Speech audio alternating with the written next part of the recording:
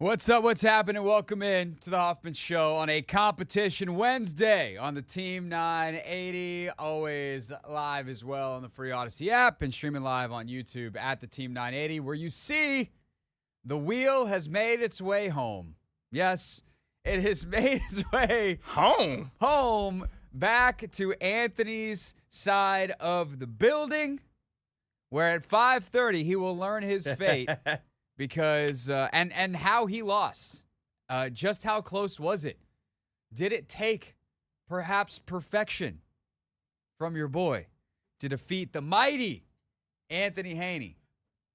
The mighty is crazy. The mighty, yeah, especially with your history of picks. The mighty Anthony Haney. You just keep walking into stuff. No, I can't help it. Sometimes on this show, Ant, you are Wile E. Coyote. I might just. You just you set up an anvil and you're like, huh, why didn't it fall? Walks away, walks back. Huh, why didn't it splat?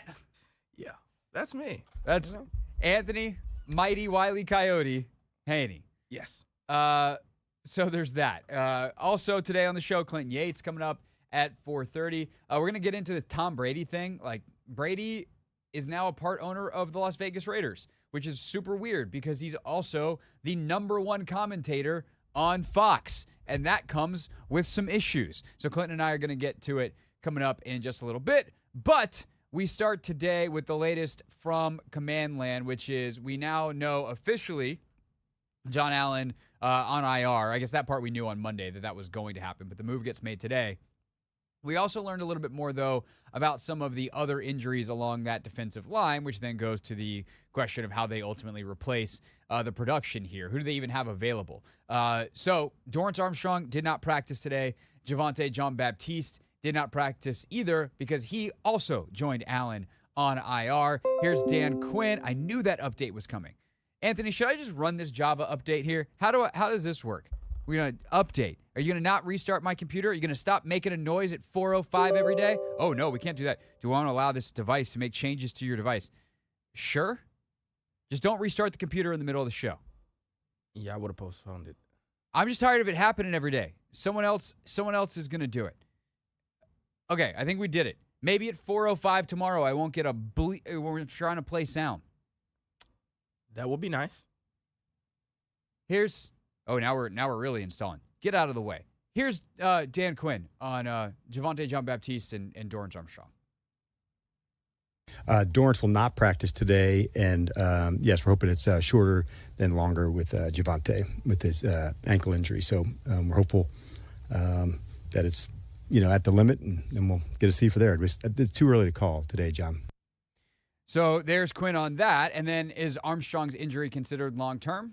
I'm not concerned on a longer term, no. If it was, then it would have been, like a IR move to go. So he's not going to practice today. And so, we're just going to take it as we're going. But knowing Dorrance, this is a tough competitor. And so I know he'll put the work in to get, better and gets, back to play just as soon as he possibly can. And they need it because he has been their best pass rusher so far this season. I know Fowler might have been a louder pass rusher, but the pressure rate, Anthony, multiple choice test for you. Is Dante Fowler's pass rush win rate half of Dorrance Armstrong's, 75%, or 85% of Dorrance Armstrong's? Half, 75, 85. I'm going to say half. That is correct. It is half. He's got an 11% win rate. Dorrance has a 20. Yeah, he's been I think even if you look at the Ravens game, I think he was just in some good spaces to, complete the sack. I know he got pancaked one time, got up, still got the sack. So yeah, Fowler you're talking about. Yeah. Yeah. Fowler's a good rusher and he's explosive and he's got a lot of juice, but the consistent pocket push and the types of pressures that affect throws, even if you don't get a sack. Like Armstrong is doing that 1 out of 5 rushes, and Armstrong is doing it 1 out of every 10. Or Fowler is, and Armstrong is playing a lot more. So he has definitely been your best pass rusher so far this season. Obviously, part of that is the double teams that constantly get the attention inside because of John Allen and Deron Payne's presence. Now, without Allen, what does Dan Quinn anticipate the impact being, the fallout of losing his former Pro Bowl defensive tackle? Yeah, I thought, what a great line by John. Just, as opposed to, hey, don't feel sorry for me. Here's a good chance for you to get more chances, more opportunities. And that's what a leader does, knowing that there's other guys in the room that are, will step up, specifically Johnny, and knowing that they're ready to take that challenge on. But I thought that was a great moment by him of allowing in his space of a tough and dark time to say, this is a good opportunity for you, man. Go get it and go take it. And everybody deserves those chances when you go for it. And this just happens to be one of those times when, and all of us have been in that spot, like, hey, man, this is your chance. And you absolutely go for it and go for it as hard as you can. So there's Quinn on who's got to step up. And obviously Johnny Newton is the big name that needs to do that. There is a lot that you lose with John Allen down to Johnny Newton, and that's not because I don't think Johnny Newton hasn't done some really good things. But Newton is undersized, and to get him to play first and second down, especially every single snap, like that's asking a lot. Like I actually think you're going to see a fair amount of Fedarian Mathis on first and second down, and you're just going to take the hit on the pass rush juice to not give up a ton in the run game. And, Mitch Tischler was on our show earlier this week, and he said something that I think is probably true. Like, snap for snap, the better run defender is probably Fedarian Mathis. Now, with that said, you don't know that it's going to be a run. Do teams get Fedarian on the field and then say, cool, we're going to now run to the perimeter a little bit more because he doesn't have the mobility, or we're going to hit some boot actions and he doesn't have the mobility to chase down and cause havoc in the way that John Allen does. Okay, well, now you put in Johnny Newton. Okay, well, now we're going to run right at you. So there are things that have to happen here from a just a planning stage of like, hey, Wagner, Luvu, Jordan McGee, assuming he gets back in the mix now that he is available. Do you know your personnel in front of you? Do you know where the weaknesses are? Can you cover for them? And that's going to be a tough ask. That said, Carolina's a little bit softer of a landing spot. Obviously, their running game is good. They have a good offensive line. They have a good, specifically, interior of their offensive line because they spent $100 million on it or hundreds of millions of dollars on it this offseason in contracts. So Chuba Hubbard's a good back. We're going to find out. And by the way, that's something that Dan was asked about today, that specific Carolina running game. Yeah, it's fully grown in terms of the run game there. I've got a lot of respect for it. The interior of their line is exceptional, both in the run game and the pass game. But you see the yards per carry, and so they have to do a nice job of the run game, the play pass. I think the addition of Andy, has leveled out some of the things there. But those are some things that jumped out to me was the strength of their run game, their ability to cut it back. I was certainly impressed in studying them. I'm not surprised by Dave and the staff that he put together that that's a strong part for them. And, of course, the good news is you can dedicate more resources to it, right? You can play like you played Baltimore and then not worry about your corners and your DBs getting beat by Zay Flowers because Carolina doesn't have a Zay Flowers. They've got a couple of guys with a little bit of juice. That's the NFL. You're always going to have someone. But the consistency, the suddenness, nevertheless, the quarterback delivering, like you don't have to worry about him running in the same way. Dalton was mobile in his heyday, and he can still run around a little bit, but he's not Lamar Jackson, obviously. Thanks for that analysis, Hoffman. And he also is not as consistent delivering the football. And the receivers are not going to be able to get as open. So there are ways you can play this team that are much more similar to, say, what you did to Arizona, what you did to Cleveland, because you're just not as scared on the outside of what the passing game can do. And that should help your run game. And then the question is, once you face better quarterbacks down the road, like when you face, let's say, Philadelphia, right, and you want to stop their running game, you want to stop Saquon, they have a good O-line, they have obviously a very talented back who can hit you for big hitters, and then while Jalen Hurts is not close to what Lamar Jackson is, he can run, which affects your numbers in the box and how you play certain stuff, and they've got beasts on the outside. So you are forced to play different coverage structures and give your corners help because A.J. Brown and Devontae Smith are a nightmare. So outside of Philly, I don't know that there's another offense this year that really scares me on their schedule to the level that Baltimore did. But post John Allen, Carolina is a good enough test that I think we learned some stuff about this defense this weekend. Hear more from Quinn next, then Clinton Yates coming up at 4:30 here on The Hoffman Show.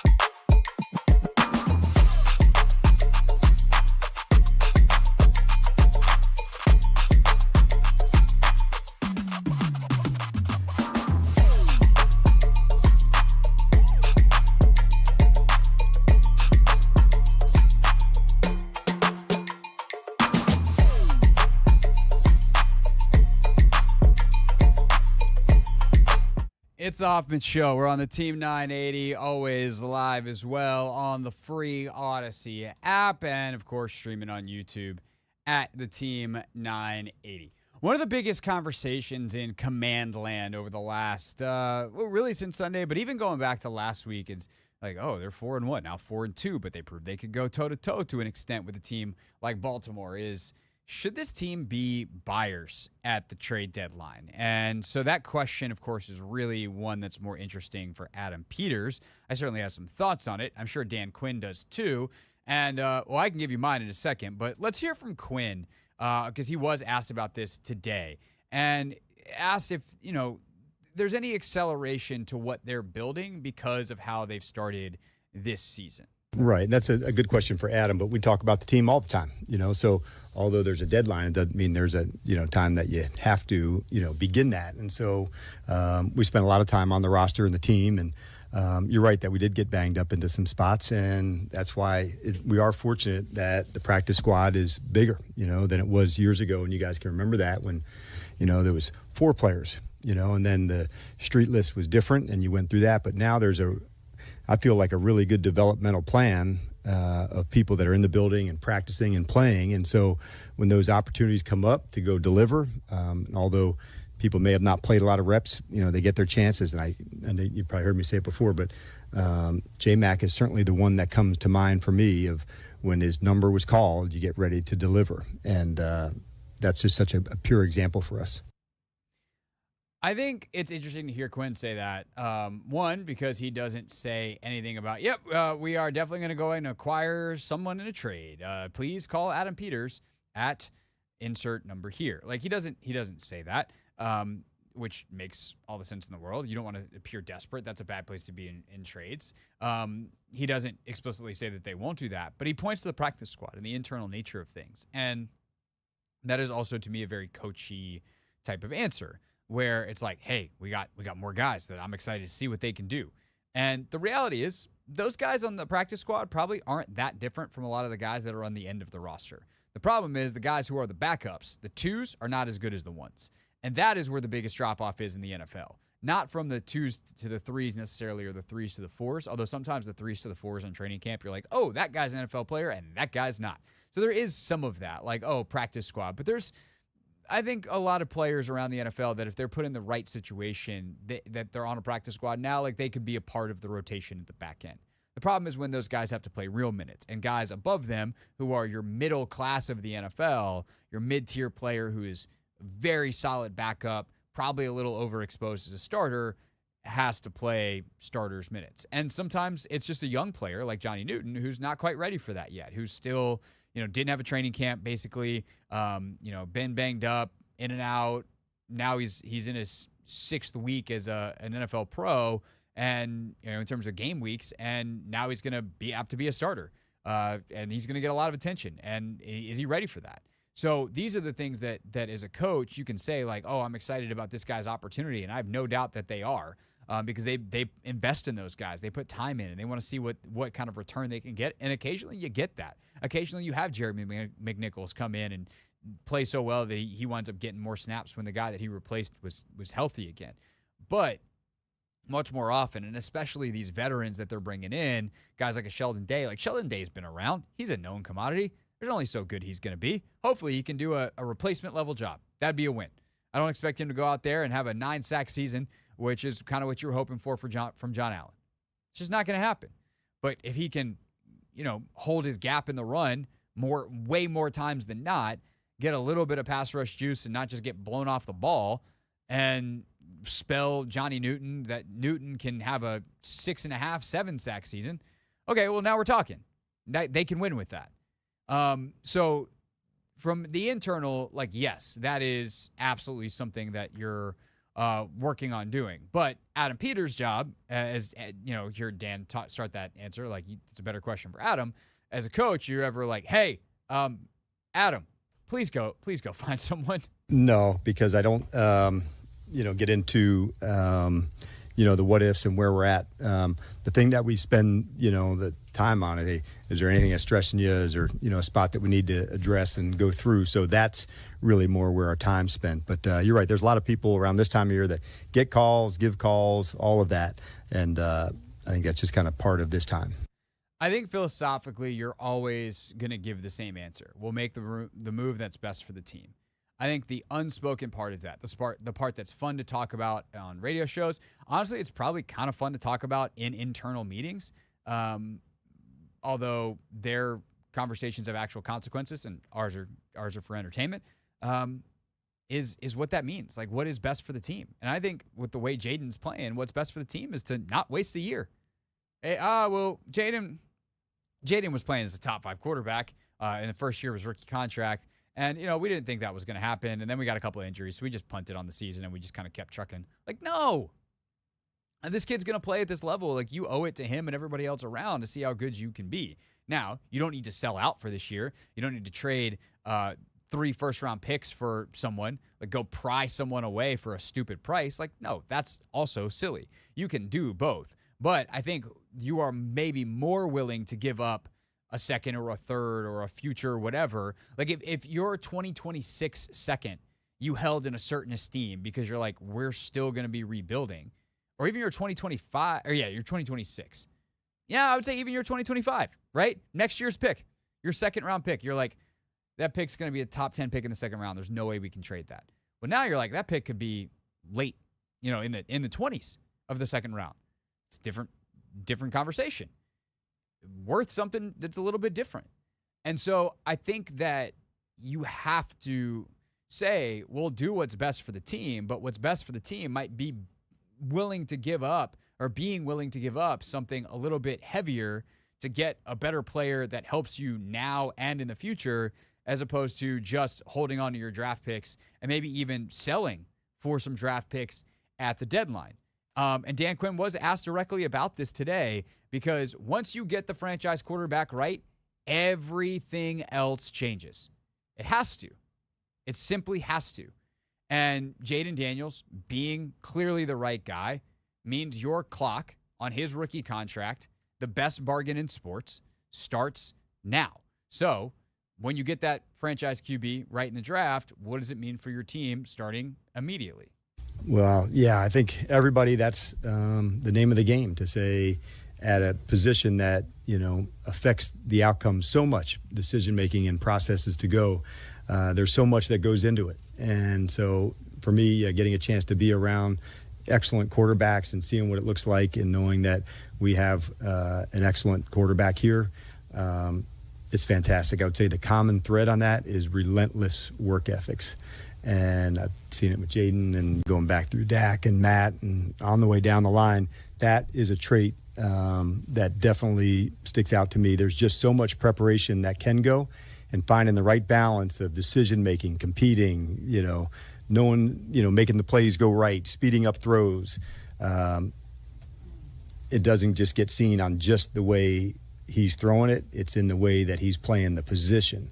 And oftentimes things that don't show up on the stat sheet are really a big deal. Dirting a ball that's in a 2-minute that wouldn't go for anything. That was an incomplete. Well, it was actually a really good play that, we didn't do a hell of a lot of coaching on. It was like him being really smart to go nail that. So those are some of the traits that it does. And it definitely, knowing that person's there and fighting shoulder to shoulder with you.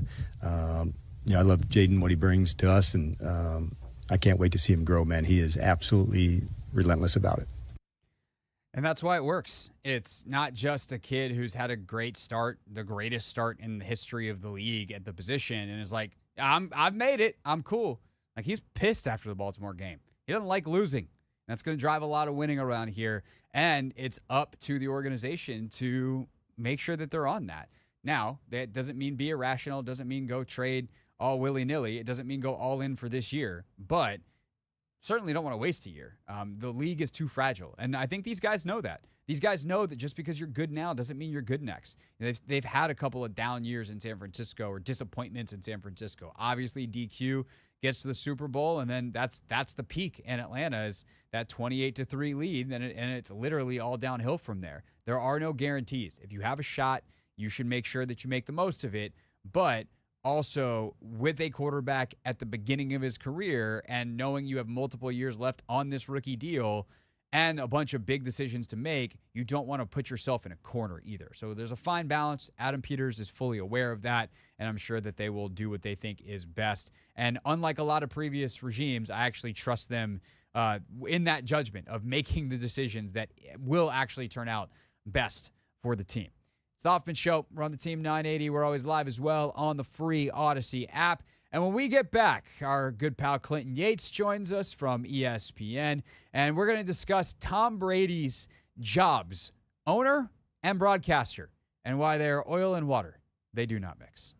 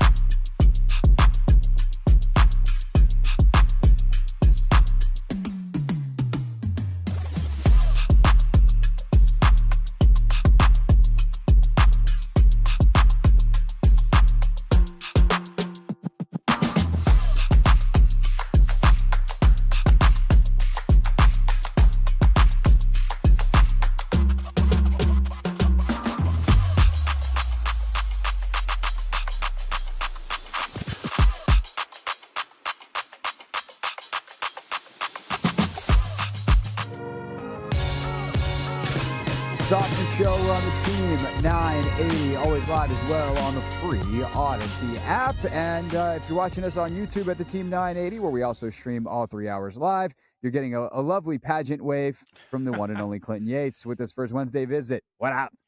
How are you, Gregory? What's going on? I'm good. I'm getting to talk about a football team that people are even happy about when they lose. So that's nice. Pretty exciting stuff. I mean, I felt like that last game was about where it was supposed to be.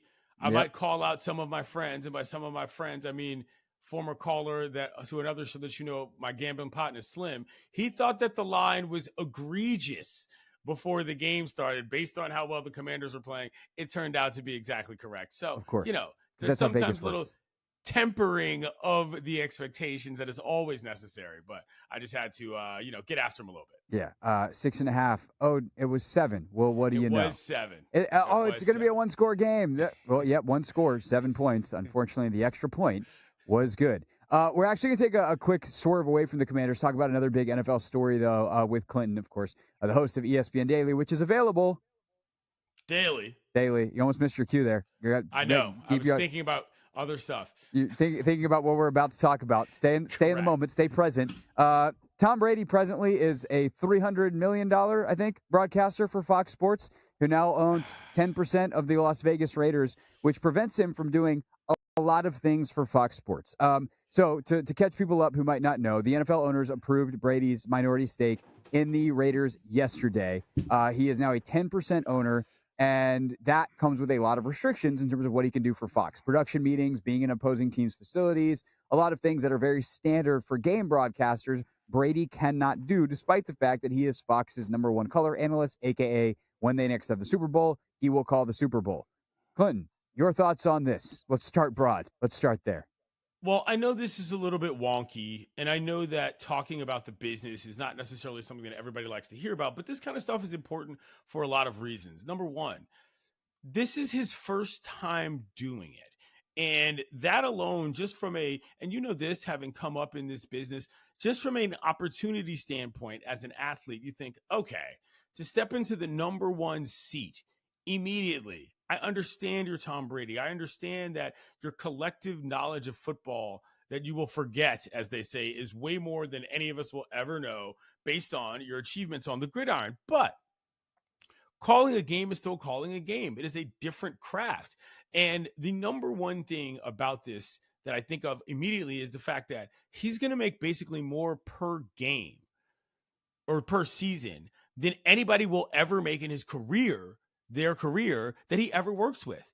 And like that alone, as just a power balance in a work environment, is really, really weird, kiddos. I'm being very serious about that. And so that's like one thing about it. But the second thing is, if he's not even going to be able to do his job, what is the NFL even thinking here? How do you allow this on either side? Because it's obviously going to affect the quality of the telecast. Like there's so much about this that doesn't add up to me, Craig, from both a process and an endpoint standing that I just don't get. And I almost feel bad for Brady because he's in a no-win situation, but he's getting paid gobs of money to do it. I don't feel bad because he... No, okay, but you get my point. Sort of theoretically. Should not be pursuing... Like, at some point, it comes down on him to be like, well, I'm going to do the Fox thing, so I can't be a team owner. Or I'm going to be a team owner, so I can't do the Fox thing. Like, you don't get to have your cake and eat it too.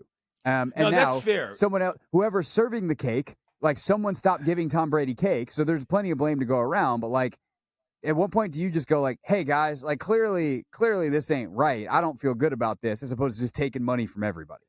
That's fair. There's an obvious conflict of interest. And when Mark Davis came out and said, we traded Devontae for Tom Brady, bro, Tom Brady would be better off playing quarterback for the Raiders than he would be owning the Raiders at this point, as far as anybody's entertainment quotient is concerned around that guy. And I'm sort of being funny, but I really just don't get this. And honestly, look, this is a little bit personal. We all know people who work in this business who have had opportunities that they could have or maybe should have gotten passed over. And for Brady to kind of walk into the building, and this is not about what network it even is, and just sort of take over the entirety of the circumstance like that, I think is tough. If I'm Greg Olson, I am furious on a lot of levels. He got demoted for this. And Greg is one of those guys that was a good player. You could call him a great player. He wasn't a Hall of Famer, but he certainly knew the game and came from a lineage of football that he is good at expressing on air. And that's really what it's about in a broadcast standpoint. It's not just saying, well, I was that good and I remember when I did this. There's so many parts of this that just kind of upset me. And I'm not even a big football fan, Gregory, you know this. But seeing things develop like this when, it just feels like this weird kind of stunt casting, I don't like it at all for the league.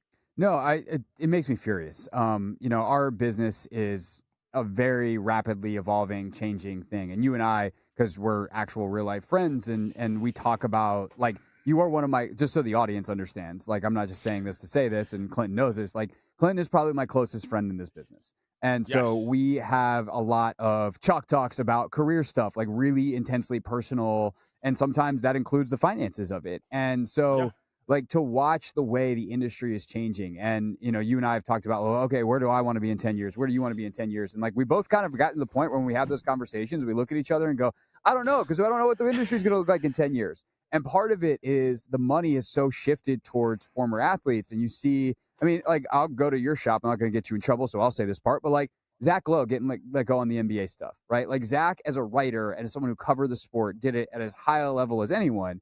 And ESPN chooses to let him go and keep any number of former athletes who are good at the job on television. Like they're good on NBA Today.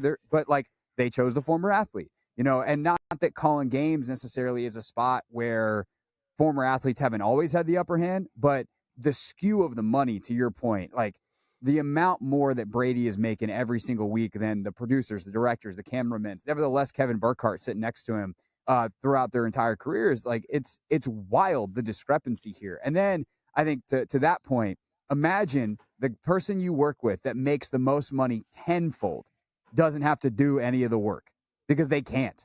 Like Brady can go watch the film and like he's Tom Brady, so he's gonna have insight. And I actually think like if Fox wants to keep him and they want to put him on a desk where he's not having to go into facilities, like Tom Brady's insights into football are worth having.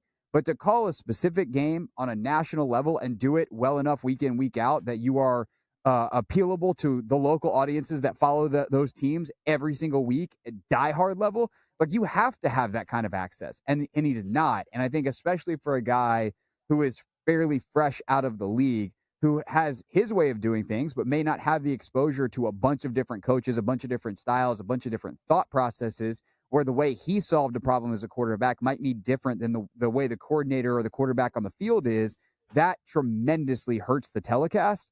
And that's something that Fox and the NFL, to your point, should absolutely care about.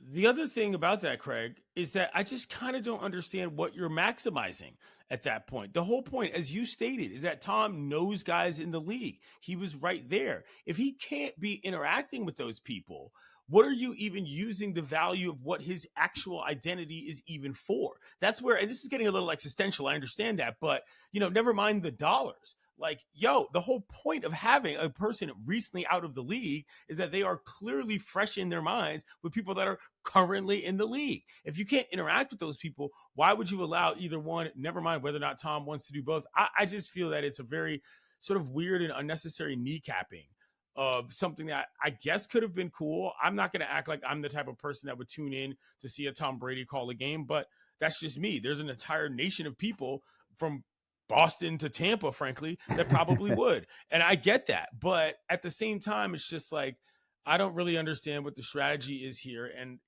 as largely as we can, rather as specifically as we can talk about Tom, I don't know how you value what one person is worth any broadcast to broadcast anyway. Like that is above my pay grade. Sorry. To pay somebody that much money to do something that happens once a week to me is still, it is what it is. There are calculations that people make, but they're not playing the games anymore. And it's just interesting to see what value people, and this is a larger discussion, but what value will NFL athletes have to the NFL after they stop playing, period, is always an interesting one. And this is a total market changer for that on a lot of levels. For sure. And the last thing I'll just add real quick, and this is inside baseball or inside football, but it actually really matters to those of us who watch the games.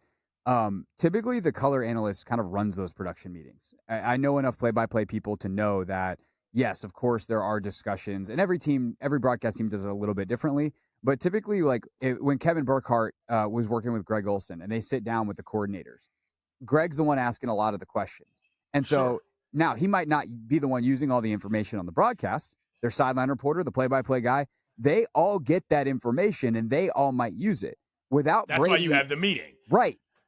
And so if Brady's not in there to ask the questions, it becomes on, and Kevin's a really smart guy, and they've got other people that are really, really smart, directors, producers, whoever, but they're not Tom freaking Brady, and none of them played in the league. And so to not be able to ask those questions of your game of the week every single week, it not only hurts Brady's ability to do his job, it literally hurts the entire team. And that is not good for the game of the week every week. Nevertheless, a future Super Bowl broadcast every 3 years when Fox has it. Yeah, it's wild. Wishing them well, but a tough situation. Yeah.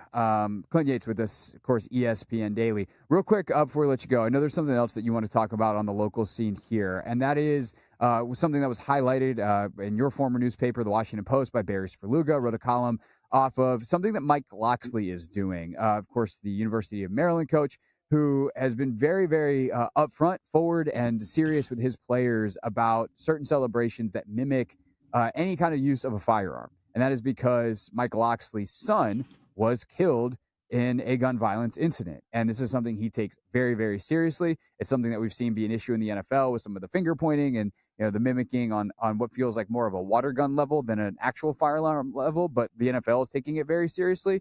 And Locke's, different versions of these celebrations have been like, no, you're not doing this here. Barry wrote about it. You read it. What did you make of what Locksley's doing?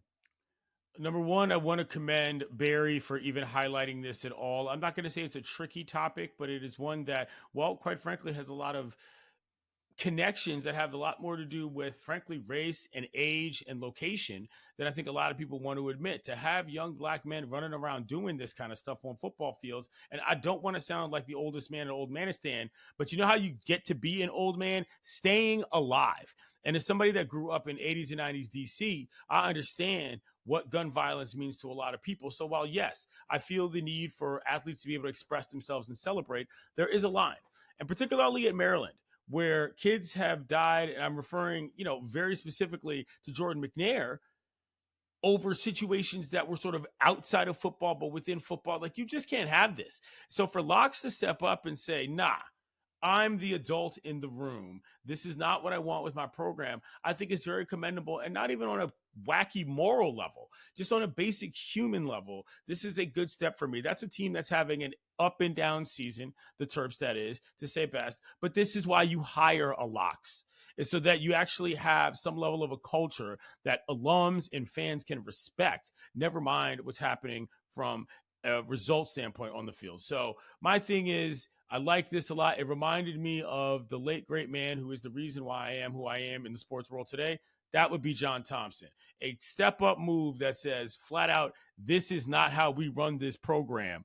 Good job out of Locks. Yeah, no, salute to Locks for doing this, the adult in the room. And for all of our friendship over the years, I've not heard the oldest man in Old Manistan.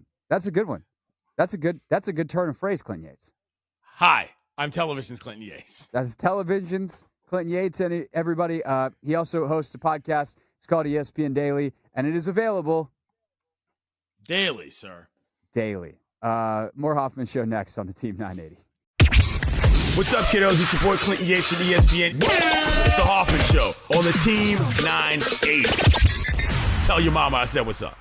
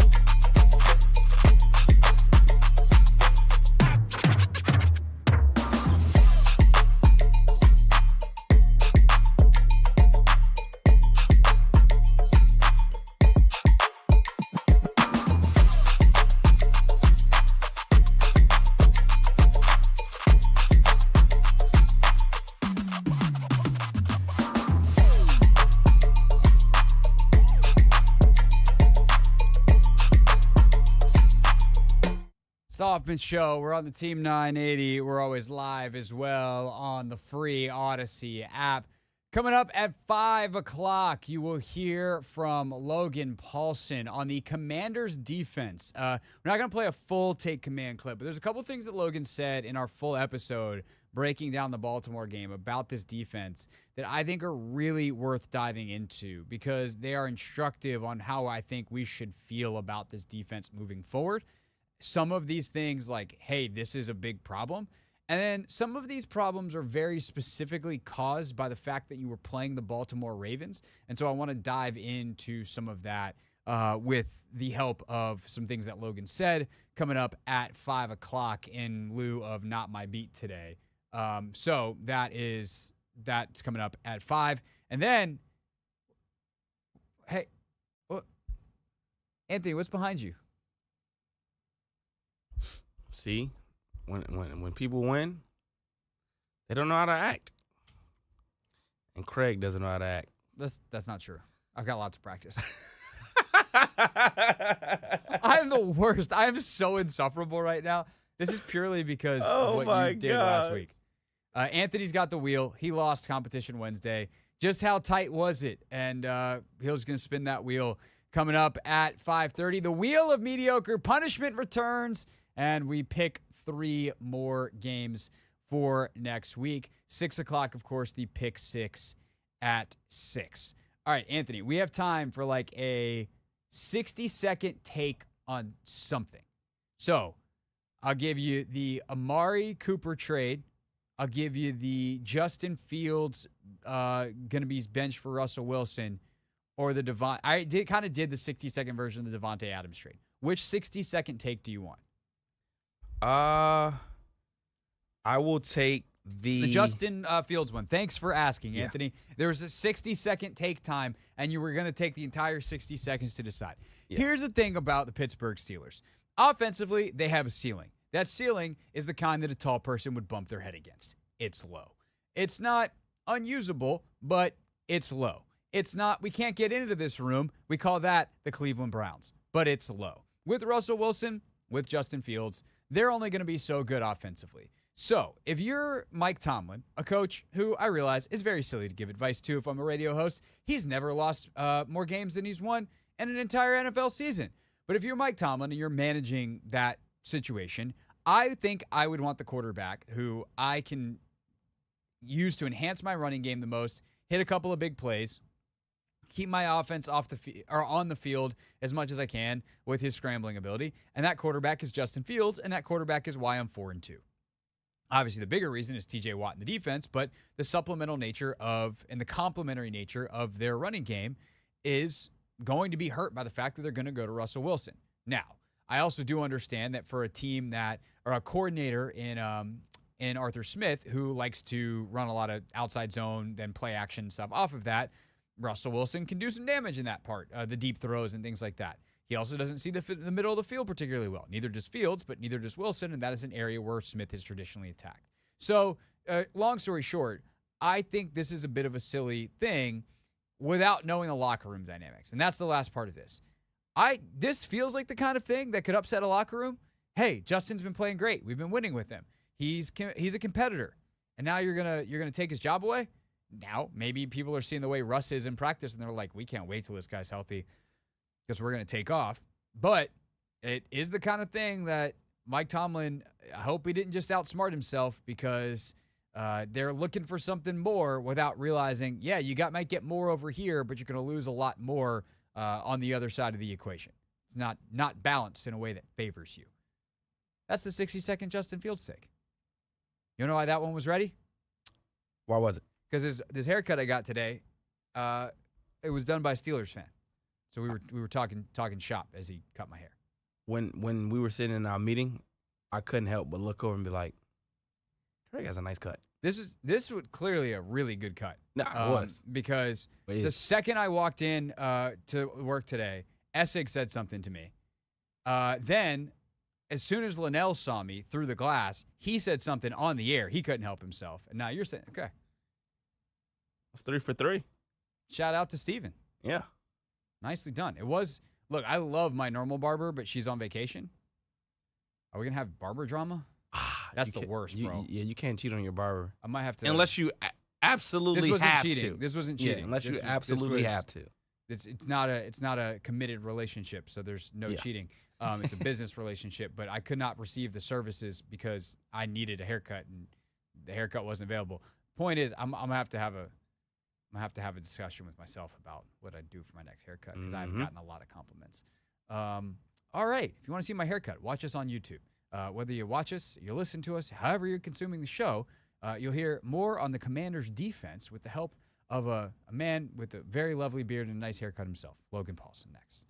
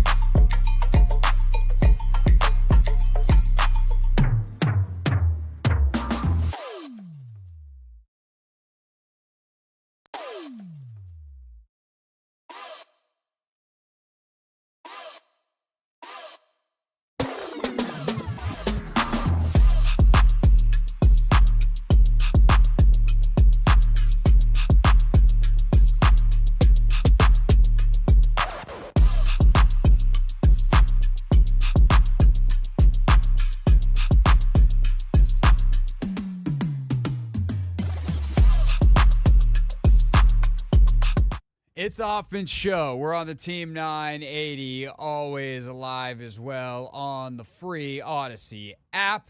Streaming live on YouTube as well at the Team 980. Competition Wednesday, Anthony and I's picks head-to-head against the spread.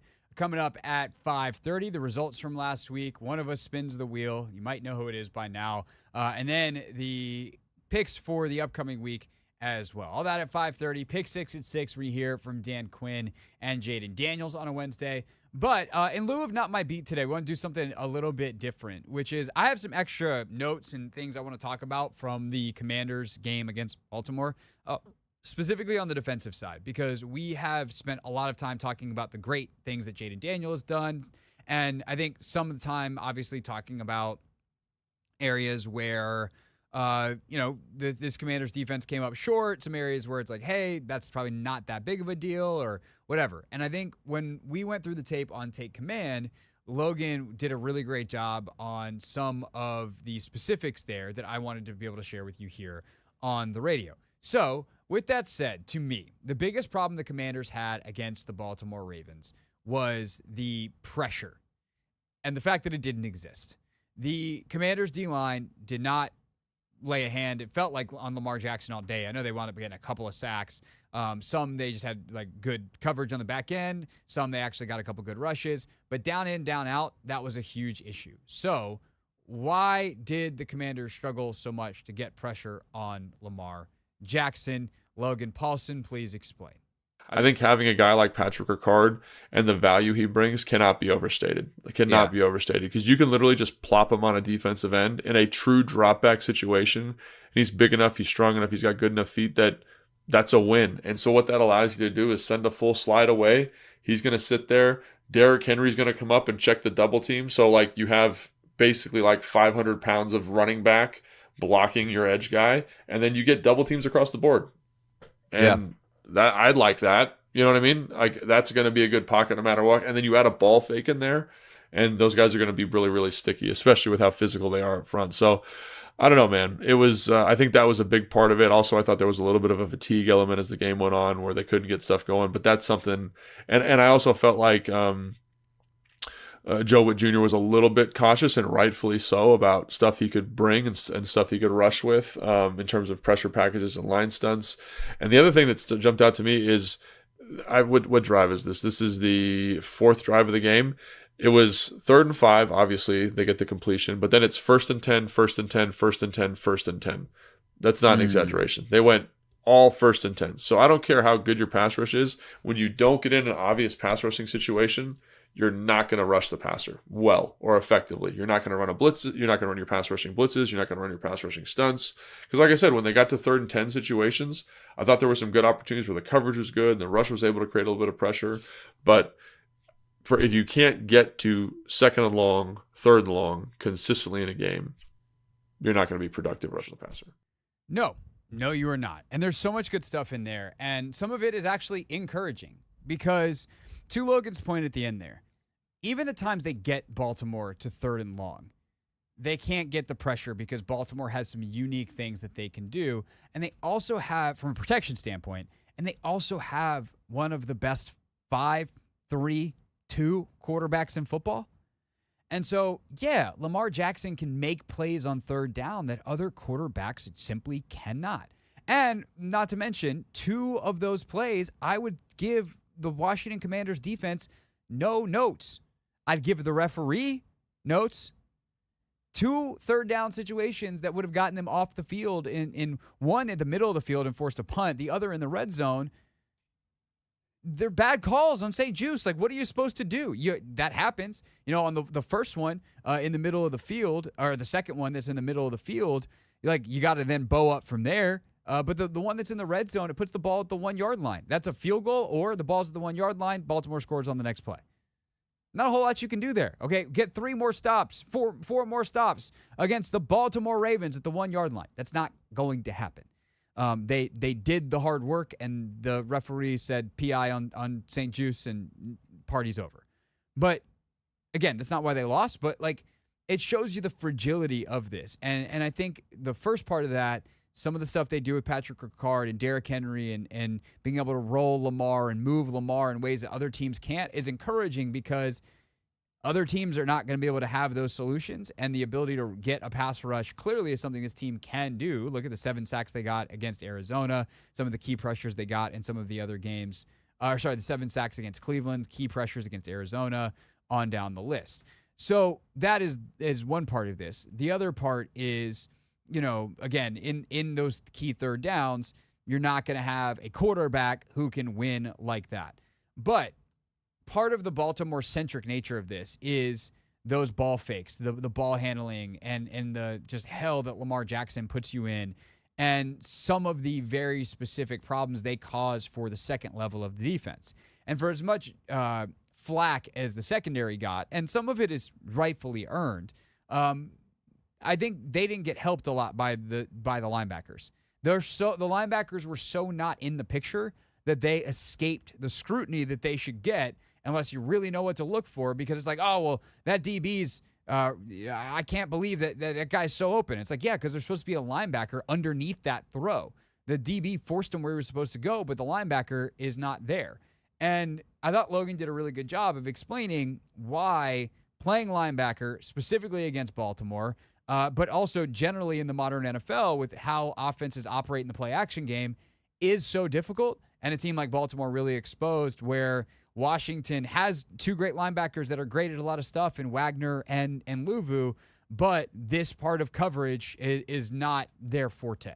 Ultimately, it's hard. It's one of the hardest things to do in football, and it's the reason why, 4 or 5 years ago, that linebacker position was starting to get devalued, because basically, like, I don't care how much money we invest in this position, we can't be right, because how offenses are constructed, they're constructed to attack those 3 guys, whether it's your nickel, whether it's your 2 linebackers, Frankie and Bobby in this case. You just can't be right. And so a little bit of it's coaching. Like, sometimes you say, hey, go late to the run. Like, we're going to make sure they hand the ball off and then trigger downhill. But we've seen that, when Ron was here. I think that's a great example of when you do that, you make it harder on the defensive line, and then the offense averages 4 yards a carry. Like, right. That's just and how it hey, goes. Be late to Derrick Henry on the edge. No, that's not good coaching either. So that's not great either. It's hard. It presents a lot of problems, to say the least. And this was why the Ravens are so hard. We went into last week's game saying, hey, this team is going to need to force Lamar Jackson to beat them from the pocket. And then we come out of the game being like, well, why are these receivers open all over the place? Why is Lamar just killing them from the pocket? It's like, well, because you made a choice. You made a choice that Lamar Jackson was going to be the guy that needed to beat you, because Lamar beating you from the pocket was a better bet than Derrick Henry and Lamar beating you with their legs. And frankly, Lamar beating you from the pocket at this point is not something that, if there was another option that existed, you would put on the table. But the problem is the one other option you have, which is, hey, let's just play a bunch of coverage and invite them to run the football, is the one thing that's worse. And so you just have to hope, in some sense, to get lucky. And against other teams, like Kyler, obviously not good. Deshaun Watson, not good. And some of that is luck. Some of that is, okay, well, like Watson's case, he's just not a good quarterback anymore. Against Andy Dalton this week, there's an element of luck. If he gets hot, like, yeah, he could hurt you over the middle, but they don't have the receivers, and Andy Dalton's not Lamar Jackson in terms of even as a passer. So you can afford to be a little later to the run, or to sell out more to the run and know that throw is not going to be as on time, on target as consistently. Like, sometimes it becomes a game of execution and how well can the players actually do the things that you're playing against, because they get paid too. And I think sometimes when we break down games, we look at it as like, oh, well, look how great Jaden is. Look at how great Terry is. And if you think about what it would be like if you're a Cincinnati fan or a Cleveland fan, and you're on listening to that radio station and thinking about what they would be saying about the players on that side of it, the losing side. They're going to be like, oh, well, Jaden Daniels is awesome, and it just is what it is. But they probably should, and it's easier to see from our side, because it's like, hey, stop saying that your guys didn't do X, Y, and Z, and give credit to us. And I'm telling you right now, when it came to this Baltimore game, a lot of the stuff that happened is credit to Baltimore. And even Baltimore forcing Washington into the kind of mistakes that they haven't made in recent weeks. Specifically, it had been a long time since we saw communication and missed assignments and those kinds of busts. And unfortunately, we did see a lot of that this weekend from the Commanders secondary. And some of this, again, is at the linebacker level too. So let's call it the back seven, because there's a couple plays where like Luvu and a safety or Luvu and a corner both go to the same spot, and two coverage players on one receiver, other receivers now wide open. So at the end of the day, like, you got to get it squared away as a coverage unit. And how did Baltimore kind of force Washington in those situations? What was it about the Ravens offense that caused that kind of consternation amongst the Commanders defenders? Logan, after looking at the tape, answer please. Well, yeah, I think everybody that's not the right one. That's Dan Quinn. Logan, after looking at the tape, answer please. They look like relatively simple concepts. The only thing I can say is that because you're thinking so much about them running the football, you forget your pass responsibilities. It is the one thing that I can kind of point to. It's like you're thinking so much about Derrick Henry. You're thinking so much about Lamar. You're thinking so much about, if they pull this guy, I got to fit here. If Lamar pulls it, I got to fit there, that you forget that they can also throw the football. And I think that showed up, again, 3 or 4 times and led to big plays. And that's something that they got to get corrected, because the defense, I thought, had moments, despite the score of 30 points, I thought they had moments where, hey, like, you made enough plays on this drive to get off the field. We're not talented enough to have these kind of unforced errors that lead to explosives, that leads to first downs. And I feel like that happened a couple times, and I don't have a good explanation other than there's a lot of stuff to think about with that offense, and that can be challenging to deal with. So actually, Anthony, I'm going to bring you in here for a question, because I feel like making pickup basketball analogies is often the easiest way to talk about some of this stuff, because most of us have played, or more of us have played pickup basketball or some form of basketball in our lives than 11-man organized football, certainly at an NFL level. When you're facing a great shooter, you ever just let them drive past you because you're worried about their shot? Or you ever, even the reverse of, like, this guy's a great driver, why'd you leave it? You didn't even put your hand up. You didn't challenge his three-pointer. Yeah. I mean, I'm definitely running him off the three-point line. I want him to beat me a different way than just giving him consistent. So what do you do? What do you do when they're both? That's challenging. You gotta pick and choose. When you want to contest, when you want to allow them to go past you, hoping you have help defense. Yeah. It's a lot to consider. It's a lot harder mentally. Yeah. Because, like, if the guy can't shoot and he knocks one down, you just go, okay. Yeah, you charge to the game. Yeah, charge it to the game, but, like, that dude's not getting past me. Yeah. And so if you are a safety and you have been told all week, do not get beat deep, and you're a little late to a run fit, and they happen to get past your D-line in a way they normally don't, and you're a little bit late and you give up an extra 3-4 yards, charge it to the game. Mm-hmm. Well, what if you have to, hey, I got to be there, but I still can't get beat deep. I still got to be, if I'm a linebacker, I've been told all week, hey, Patrick Ricard, that fullback's in the game. I got to meet him at the line of scrimmage. I got to meet him in the hole. And then the ball gets thrown over your head. You're like, well, I thought I had to be there. Well, you also need to be there. All of a sudden, the game's a lot harder.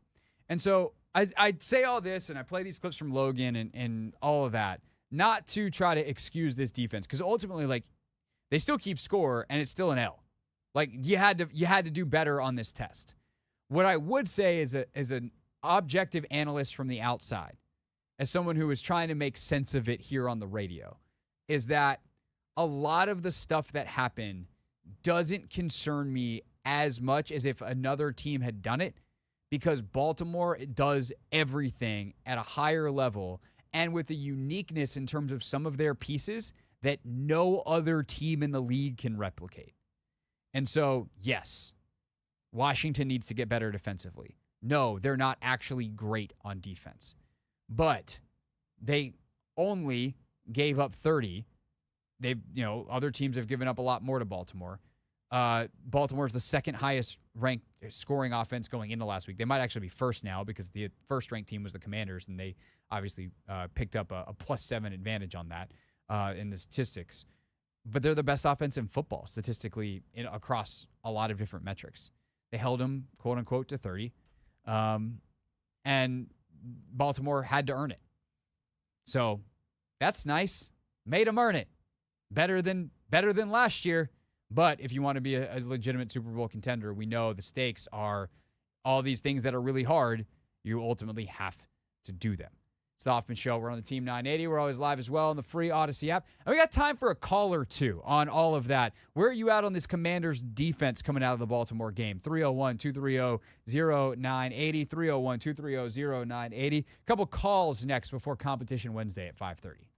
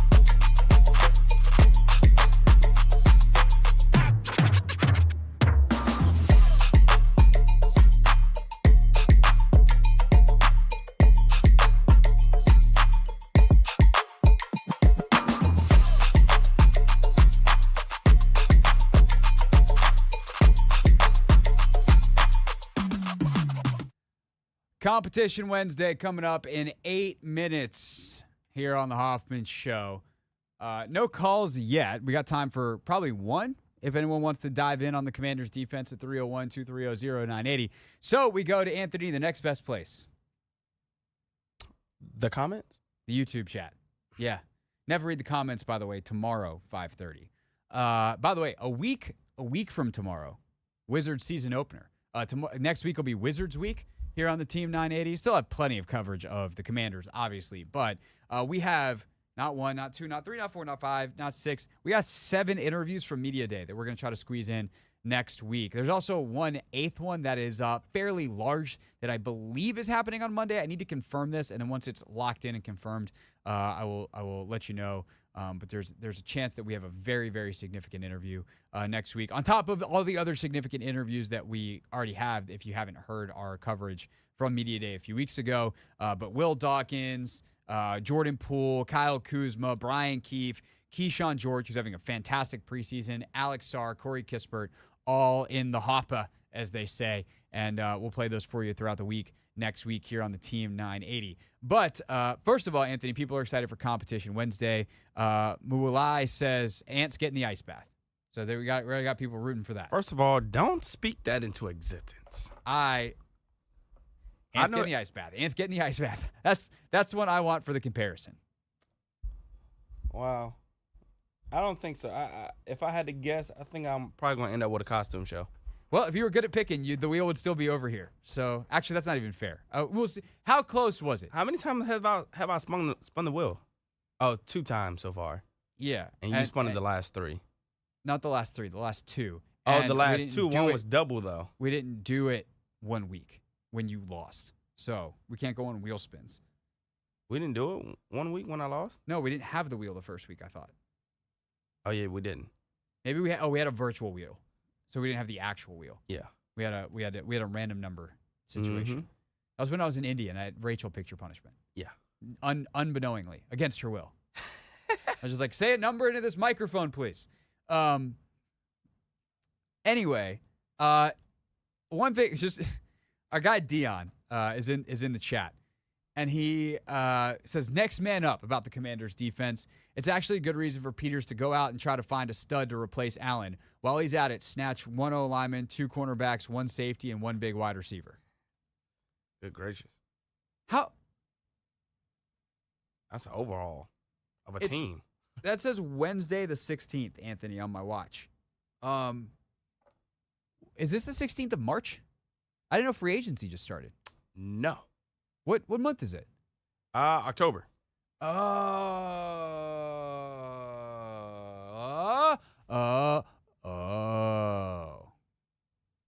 So, I'm going to say that's probably not possible, because if you're going to acquire all that, you're going to give up all 9 of your draft picks. This isn't player acquisition season. You maybe get 1 or 2. Probably not studs. And by the way, you have your stud to replace John Allen. His name's Johnny Newton. Hopefully, in the next couple of years, he'll really start playing like a stud every single down, every single week. But in the meantime, there's probably going to be some bumps in the road. And this is the one thing, for all of the optimism. Am I going to say the quiet part out loud? I guess I'm going to have to. For all of the optimism, I do think there is a thinness to this roster that is a little bit scary. At certain positions, they just don't have a lot of talent. And some of the times it's the starters not even like that great of a player. John Allen's a great player, but in other positions, it's like, dang.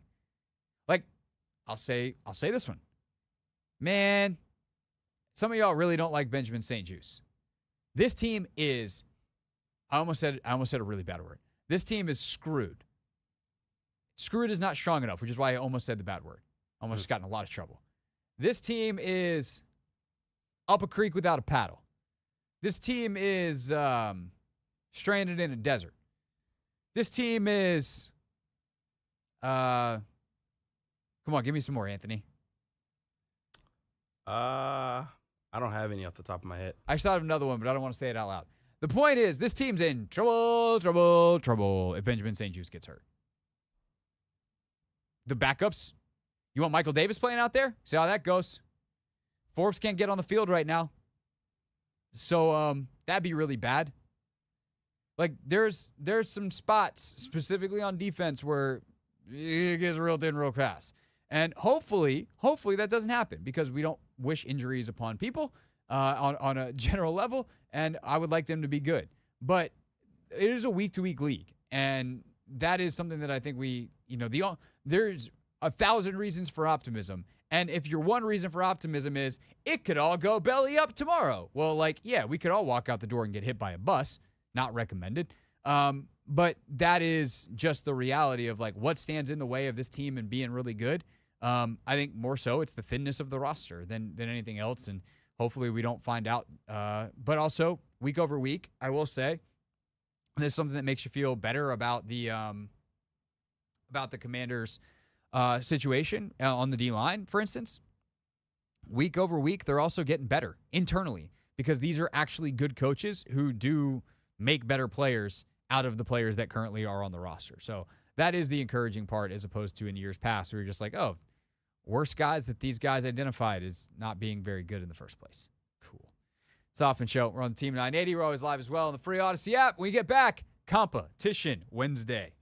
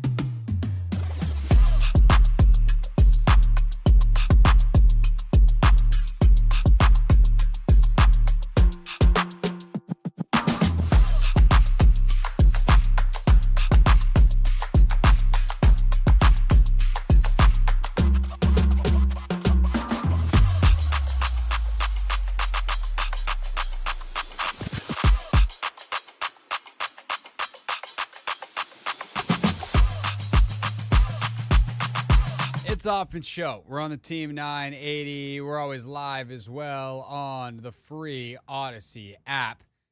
And it is time at 5:30 on a Wednesday for Competition Wednesday. If you're new to the show, Anthony and I pick 3 games against the spread. Not the same 3 games. We get to pick our own games. We also pick a 4th game just in case we finish with the same record. And that's our tiebreaker games. That one is head-to-head, so we cannot finish with a tie. We made that mistake once, never again. We have not had to use the tiebreaker yet, which I think was a good thing because I lost it. Although last week, I lost everything. I was 0 for 3/0 for 4. Didn't give myself a shot. Well, let's see how this week went. In Competition Wednesday, the loser has to spin the wheel of mediocre punishment. That's right, the wheel of mediocre punishment. Anthony, can you remind folks what is on the wheel of mediocre punishment in case they need a refresher? Sure, I will do the honors. So, one thing we have is the costume show. We also have extra hot wings, even though they're not. No, they're not supposed to be extra hot wings. They're supposed to be like medium hot wings. Yeah. Then we got 100 push-ups. Mm-hmm. We have a fantasy football sub.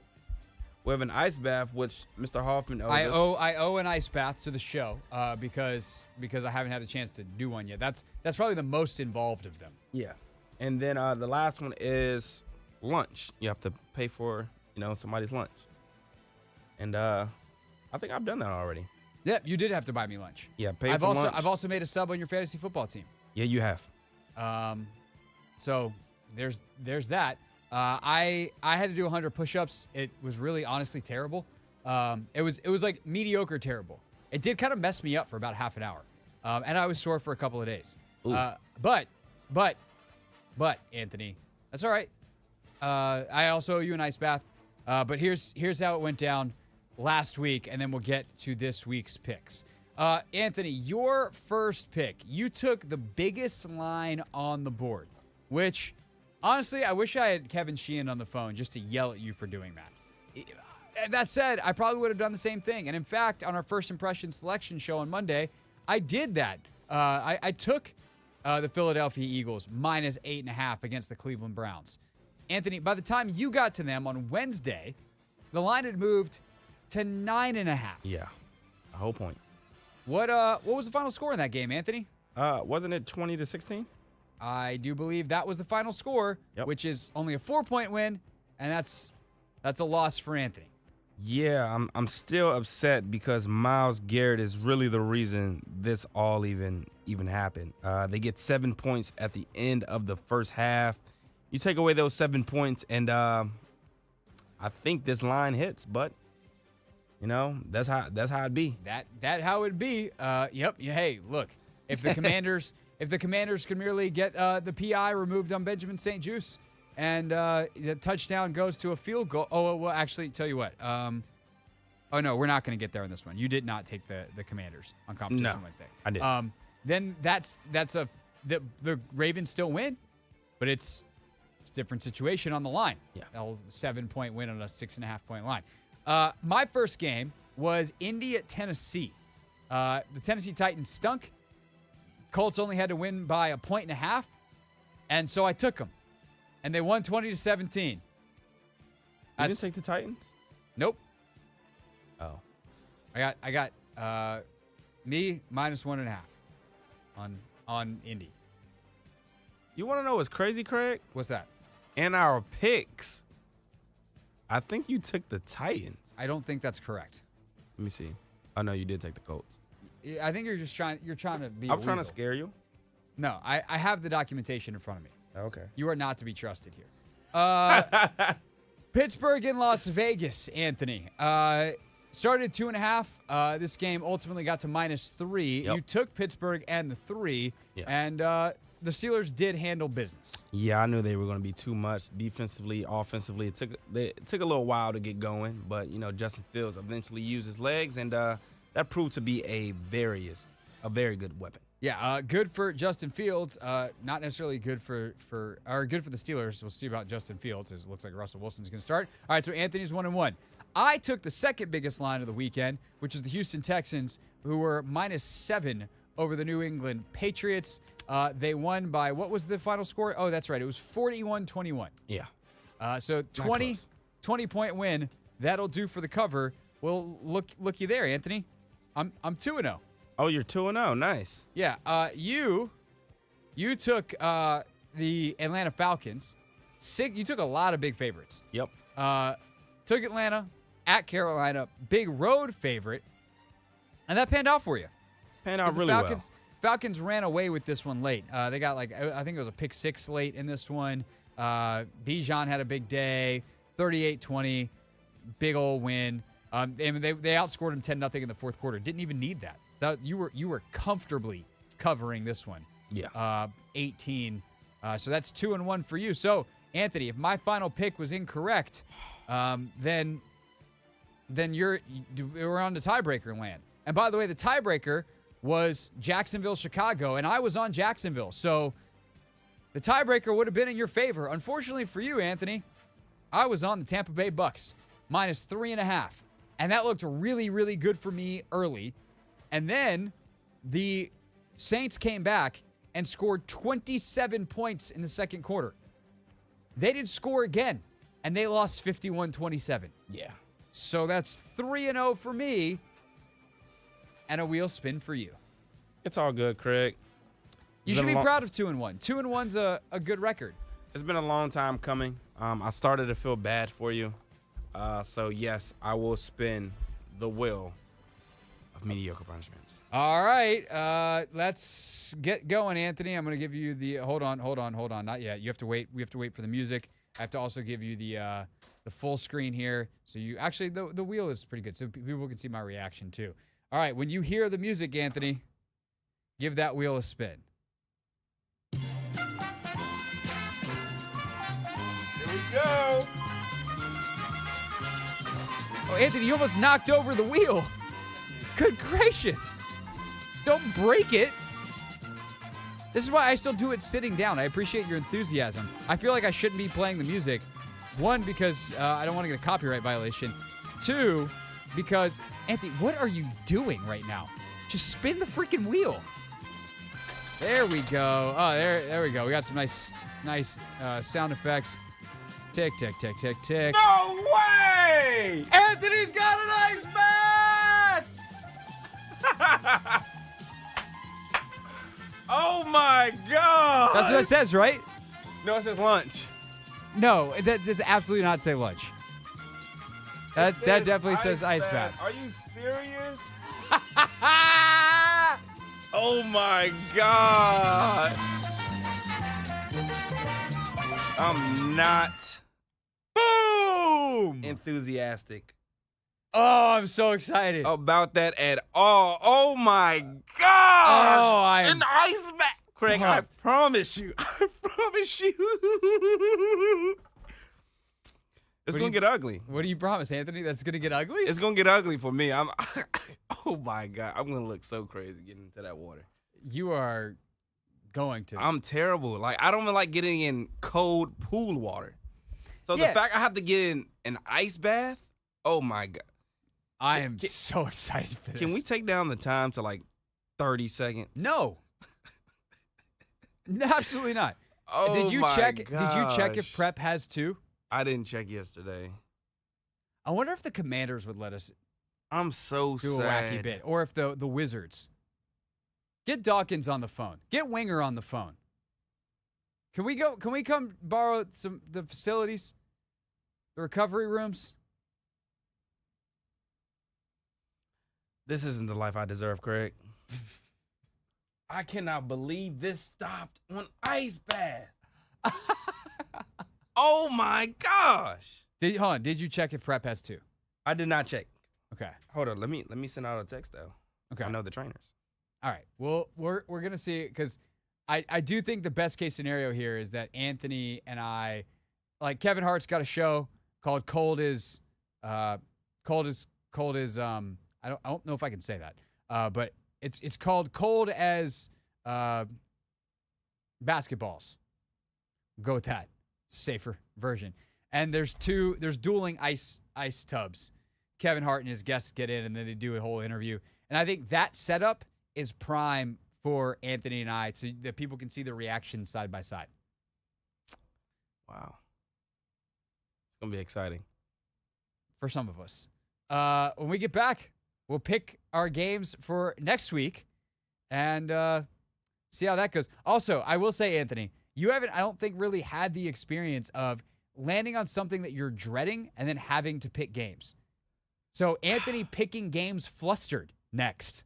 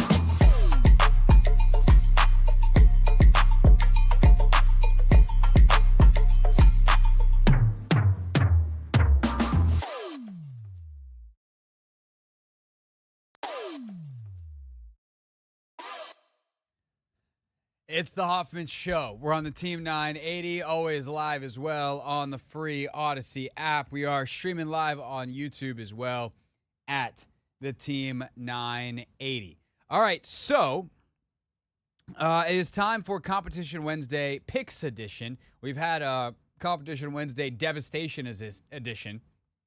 This week it was Anthony who got devastated as he lost, had to spin the wheel. It landed on Ice Bath. He is frazzled, but he has another moment to compose himself because since I was the victor this week, I am on the tee first. Anthony, are you ready for my first pick for Week 7? Yes, sir. Let's get it. All right, I'm going to start in a place that I typically avoid, which is Thursday Night Football. However, I think the Saints are going to get dump trucked. The Broncos' defense is legitimately good. Their offense is kind of a mess, but it's a mess that occasionally remembers how to function. And I don't think the Saints' defense is that good. The Saints are starting a rookie quarterback in his second ever start, and it's on Thursday Night Football. So the preparation level real low against the Broncos' defense that's real good. And they don't have Olave, and they don't have Shaheed. And they just gave up 51 to the Bucs. So, yeah. I'm going to go Denver -3. This line opened on Monday at -1.5. I don't care. I'm still going Denver. I'm going to go Denver -3 on the road in New Orleans, which is, if I say that part out loud, I want to yell at myself. But I just think this is a reflection of the Saints more than it is the Broncos. Denver -3, 3-point favorites. I don't care. I'm taking them. That is a great pick. Great minds think alike, Craig, because I definitely had that game circled as well. If you need it, you can always come back to it. There's no rule that we can't. We try not to, but if we need to double up, we can. Yeah. So off of that, I think I'm going to go to New York. They host the Eagles this weekend. Oh, that New York. Yeah, that New York. And Philly is -3. They are. I still think the Eagles are the superior team. I definitely think they need to show us more, and I think this is a good opportunity to go out there, get this dub on the road in New York. I'm going Eagles -3 over the Giants. Yeah, I think that the Giants, they're weak in a couple of areas that scare me about, I thought about, is this a good game to potentially be our tiebreaker? I was like, do I call this one out and say, hey, let's save it? Because I don't think the Eagles are that good, but the Giants are weak in the secondary, and, if I'm the Eagles, I just bombs away. And I also think this could be a Saquon revenge game. I think he's going to run like a man possessed. So yeah. I'm gonna roll on that. Okay, my next one, this game is a huge stinky fish. I don't know why this line is what it is, but I'm gonna take it while I can. The Pittsburgh Steelers are facing the New York Jets, and for some reason, unbeknownst to me, on this Sunday Night Football game in Pittsburgh, the Jets are favored by 2.5. I don't know why, but if that's on the table, I'm gonna take Pittsburgh as a home dog. The better team as a home dog, Pittsburgh plus 2.5. That's a good one too. Dang. Wow. Yeah, I like that one too. I'm not gonna follow in your footsteps though. Okay. I think I'm gonna go with my guys in blue, my second team. I'm gonna go with the Colts. They play the Dolphins this weekend. No Tua. Dolphins are coming off a bye week, so it's a little concerning. You think that extra week of practice for Tyler Huntley is really going to get him going? And look, it just might. But the Colts get back AR. They get back Jonathan Taylor. Which we don't know if them getting back AR is a good thing. True. You're right. But I believe in the defense as well. Defense got to step up. They got to go out and win some games. I'm taking Indy -3 over the Dolphins. That's a lot of 3-point spreads I'm taking. There are. You're concerning. 2 for 2 so far. Yeah. All right. I'm gonna follow a similar pattern here to my last pick, which is I'm gonna take a team that I think is the better team as a dog. Here's the thing. This team just lost the best pass rusher arguably in the whole entire NFL, the NFL sack leader, and they're on the road. So a little bit different situations. And, oh, by the way, they are underdogs against an undefeated team coming off a bye. So when I say all that out loud, it sounds like a stupid pick. But I think the Lions are better than the Vikings. And I think that they do enough stuff that, like, offensively, that they could take advantage of some of the aggressiveness of Brian Flores. And I think Sam Darnold's eventually going to have a game where he looks, turns into a pumpkin. Not that I think he's going to permanently turn into a pumpkin, because Kevin O'Connell's that good as a play caller, and they can insulate him in a lot of ways. But I think the Lions are going to win outright, and they're 2-point dogs. So I'm taking Detroit +2 at Minnesota. I got two teams that I think are better teams as underdogs. That's a good week of picking games. Watch me go 0-3. I think you're going to go 3-0. I'm going to take for the last game another favorite, 3-point favorite, the Atlanta Falcons. I'm going to take them over the Seahawks. I just don't think the Seahawks are all that good. I think the Falcons have something good going. They found something the last couple of weeks actually, and I think they're going to continue that momentum. I'm going to take the Falcons at home to get the dub. All right, I actually like your picks. You love my picks. Now we got to find something we disagree upon. So, with that said, Man. any Packers Titans? Packers Texans. Yeah, where are you leaning towards in this one? Okay, Tough, right? Here's what we're gonna do. We're gonna go 1, 2, 3, and if we say opposite teams, then that's the tiebreaker. Okay. Ready? 1, 2, 3. Packers. Texans. Ooh, this is funny because I have been Mr. Packers all year, and I've kind of been down on the Texans, but I feel like the Texans have turned a bit of a corner, and I just think they're the better football team. And plus, I get points because the Packers, at least last time I saw it, hold on, let me look. Is the line still Green Bay? Yeah, Green Bay -2.5. Mm-hmm. So I get points for the team that I think is ultimately better. I'll take that. No Nico Collins concerns me, Craig. I hear you. I don't love it. There's a reason I didn't pick it. Yeah. But if I gotta pick a side here, then I'm gonna go Houston. That's fair. I think we'll go with the Packers, though. At home, Green Bay. Let's get it. All right. Woo! So, in review, I'm on Thursday night. Denver -3. Anthony's on Atlanta -3. Indy -3. And then Philly -3. I've got Sunday, Detroit +2. And then the Sunday nighter, Pittsburgh +2.5. Houston +2.5 for me is the tiebreaker. Anthony, of course, then Green Bay on the other side of that, -2.5. Those are our picks on Competition Wednesday. We'll do it again next Wednesday at 5:30. Reveal the results. Loser spins the wheel of mediocre punishment. And we will get an update on when Anthony... Do we have an update from the trainers yet at Georgetown Prep? Let me grab my phone. Nope, not yet. Okay. When we have an update on whether or not we can do dueling ice baths, we will. If not, we'll find another way to go about this.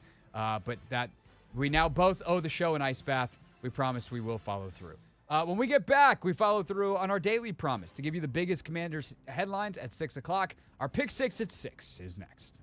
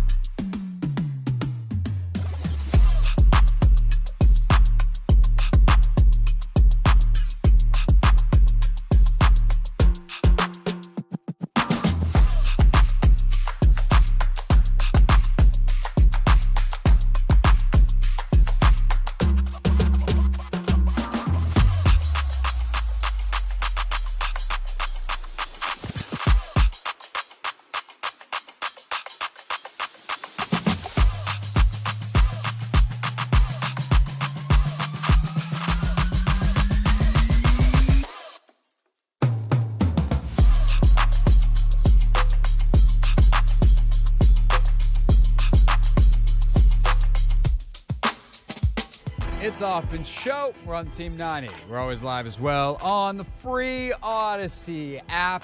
And in our final hour, we try to give you the Commanders news and notes, things you need to know. Wednesdays, it is in the form of what Dan Quinn and Jaden Daniels said during their podium sessions. So without further ado, let's do just that. It's time for our Pick 6 at 6. The 6 biggest Commander storylines. It is time! Delivered at 6 o'clock sharp.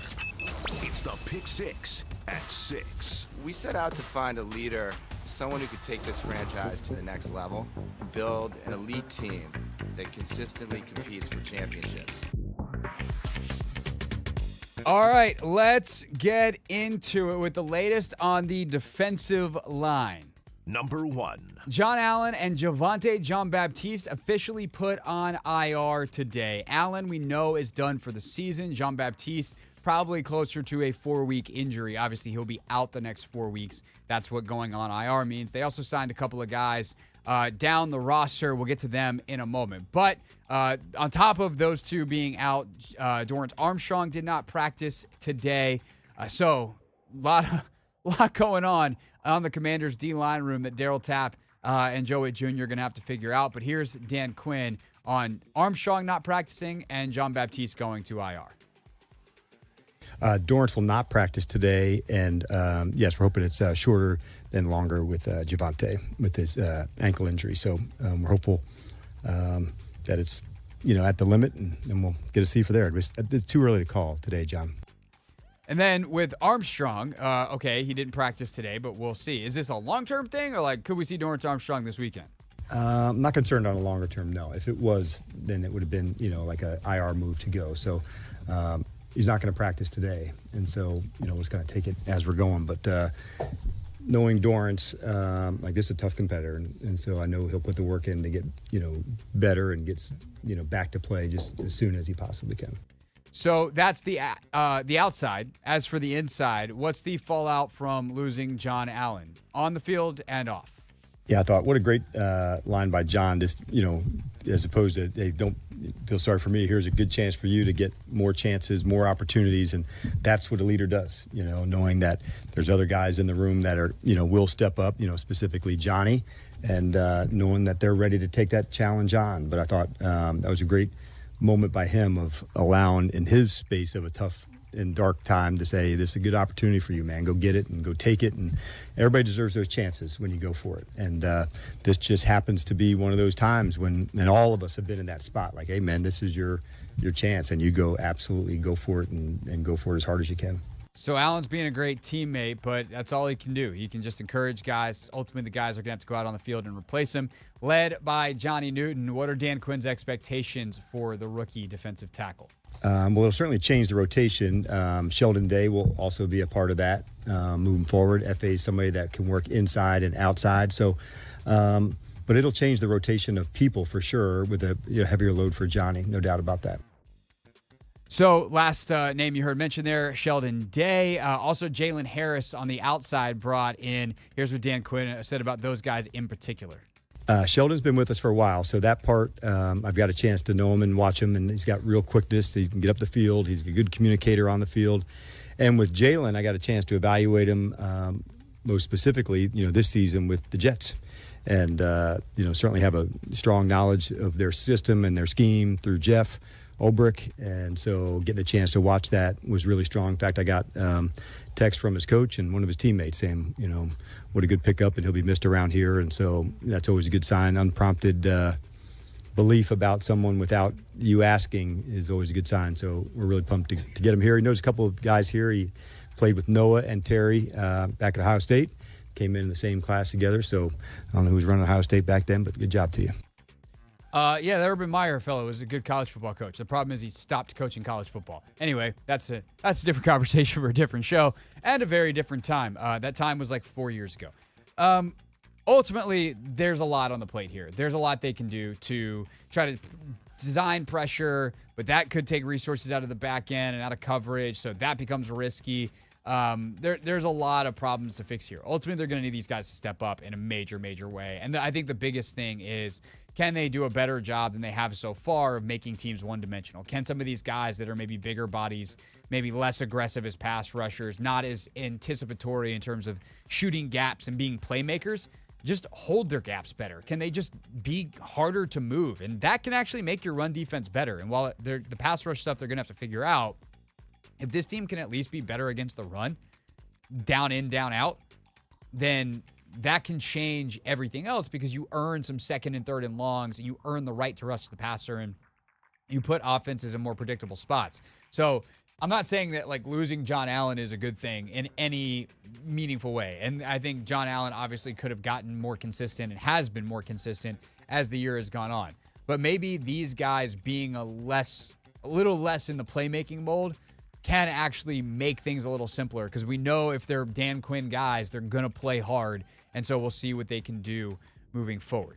As for the other big injury thing that we are watching, Number 2. The running games are going to play an enormous factor in this week's football game. And that is both the Washington running game and the Carolina running game. First and foremost, Brian Robinson was limited today. Here was Dan Quinn before practice. Right. Yes. Yep. Brian will be out there today, which is, we're really pumped about to see him doing well. And it was hard not having him, but in the sake of what's best for him first and then for the team, it was the right. So they ultimately decided last Saturday, nah, he ain't good to go. Last week, he barely practiced. 2 weeks ago, I should say, he barely practiced. Or actually, I think he might have been DMP all 3 days, but then ultimately played, might have been limited on Friday. Last week, it was DMP, DMP, DMP. But it's last week, the week before, he barely practiced, then he played, and then he didn't play. And they definitely missed him. And we've talked about it as the week has gone on here about some of the specific types of runs that he is just clearly better at than Austin Eckler. That lets Eckler do the stuff that he is great at. And some of the runs where they play off of each other are back on the table. So getting B-Rob back will be huge. But to kind of meld these two things together, the Carolina running game is actually pretty darn good. And this Commanders defense is now without John Allen and Javonte Jean-Baptiste, and everyone's shifting around. So what kind of test are we looking at, Dan Quinn? Yeah, it's fully grown in terms of the run game there. I've got a lot of respect for it. The interior of their line is exceptional, both in the run game and the pass game. But you see the yards per carry, and so they have to do a nice job of the run game, the play pass.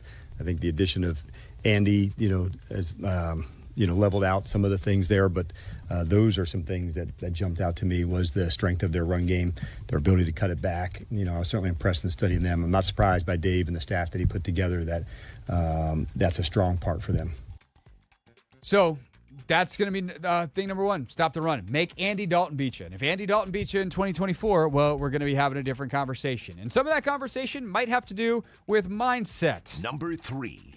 The Commanders went toe-to-toe, and are getting a lot of praise for competing with the Ravens in the game that they ultimately lost, which means this Carolina game becomes really important. Show that that's who you are, that, hey, you put a team like the Panthers up on the field ahead of us, and we're going to steamroll them over. Go boat race them. It's the NFL. It's going to be hard, so even just go beat them, but don't come out flat.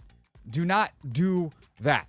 And that is, of course, what Dan Quinn's got to make sure that he manages this week.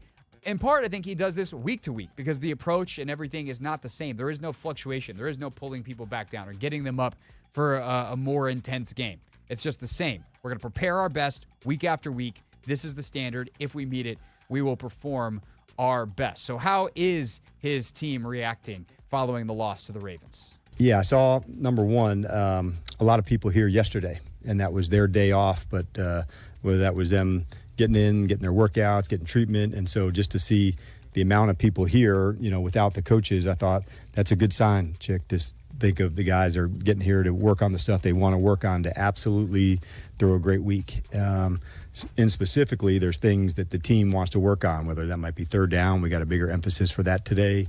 Some things in the run game that we wanted to get ironed out. And so that's what I challenged us on, honestly, can we get stronger? And there's all sorts of ways and opportunities to do that.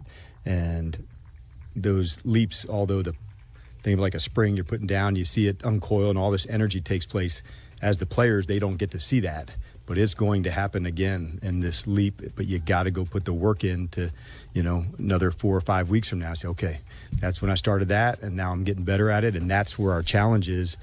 And that we've got great regard for Dave and Carolina and everything else, but it does come back to us saying there's a lot that we need to get stronger and improve upon, and we are going to work really hard to do that. If you measure yourself against your own standard, then you don't wind up playing up and down the competition because it doesn't matter. It's how did we do? But you also sometimes can't but help in the moment realize you're competing against one of the best. And that was what happened last week for Jaden Daniels against Lamar Jackson. How did he enjoy, if enjoy is even the right word, the competitive aspect of trying to match Lamar drive after drive last week in Baltimore? Just as a competitor, you want to compete. When guys are able to go out there and score, you want to be able to match and rightfully so, the ultimate goal is to win the game. So if you don't score and they keep scoring, you're going to lose. So it's not more so who I'm playing against. It's just more so just a competitor, me, and wanting to win. And that makes it really easy to not have some kind of mega fall off when you are no longer Jaden Daniels versus Lamar Jackson, but Jaden Daniels versus Andy Dalton and the Carolina Panthers. For us, we just got to go out there and play our game and execute. At the end of the day, it's the NFL. Any given Sunday, you could lose any game against any opponent. So it doesn't matter who you play. You got to go out there, have the same process, respect the process, respect the grind, put your best foot forward on Sunday. He sounds the same every single week because he does the same thing every single week. And that is ultimately a very, very good thing for this football team. Coming up next, more from Jaden Daniels, including how he is preparing for this Carolina defense and what he learned from preparing for the Ravens defense and what the running game means to him to have it back. So more from JD next. But first, let's get an update on the latest in the world of women's sports, presented by Wawa. Gotta have a Wawa.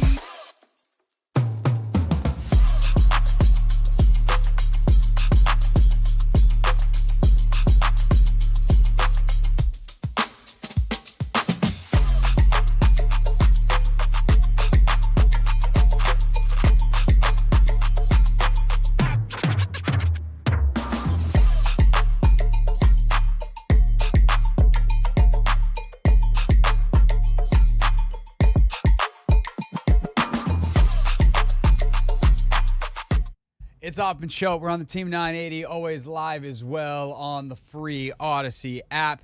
Streaming live on YouTube as well at the Team 980. Our pick 6 at 6 continues as we give you the top Commanders headlines of the day.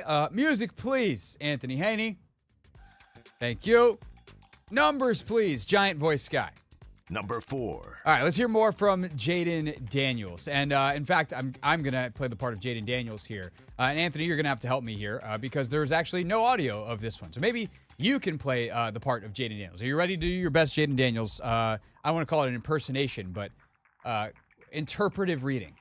Yeah. All right, so Jaden Daniels obviously had a tremendous passing performance against the Baltimore Ravens. He made a ton of great decisions.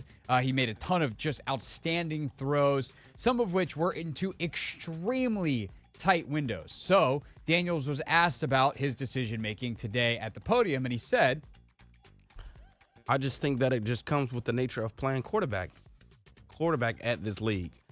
Guys aren't open. You got to throw some guys open, and there's guys that have played in the league a long time that are very savvy and know what's coming, all the pattern and stuff like that. So you got to make some tight window throws, but that's what you got to do in this league.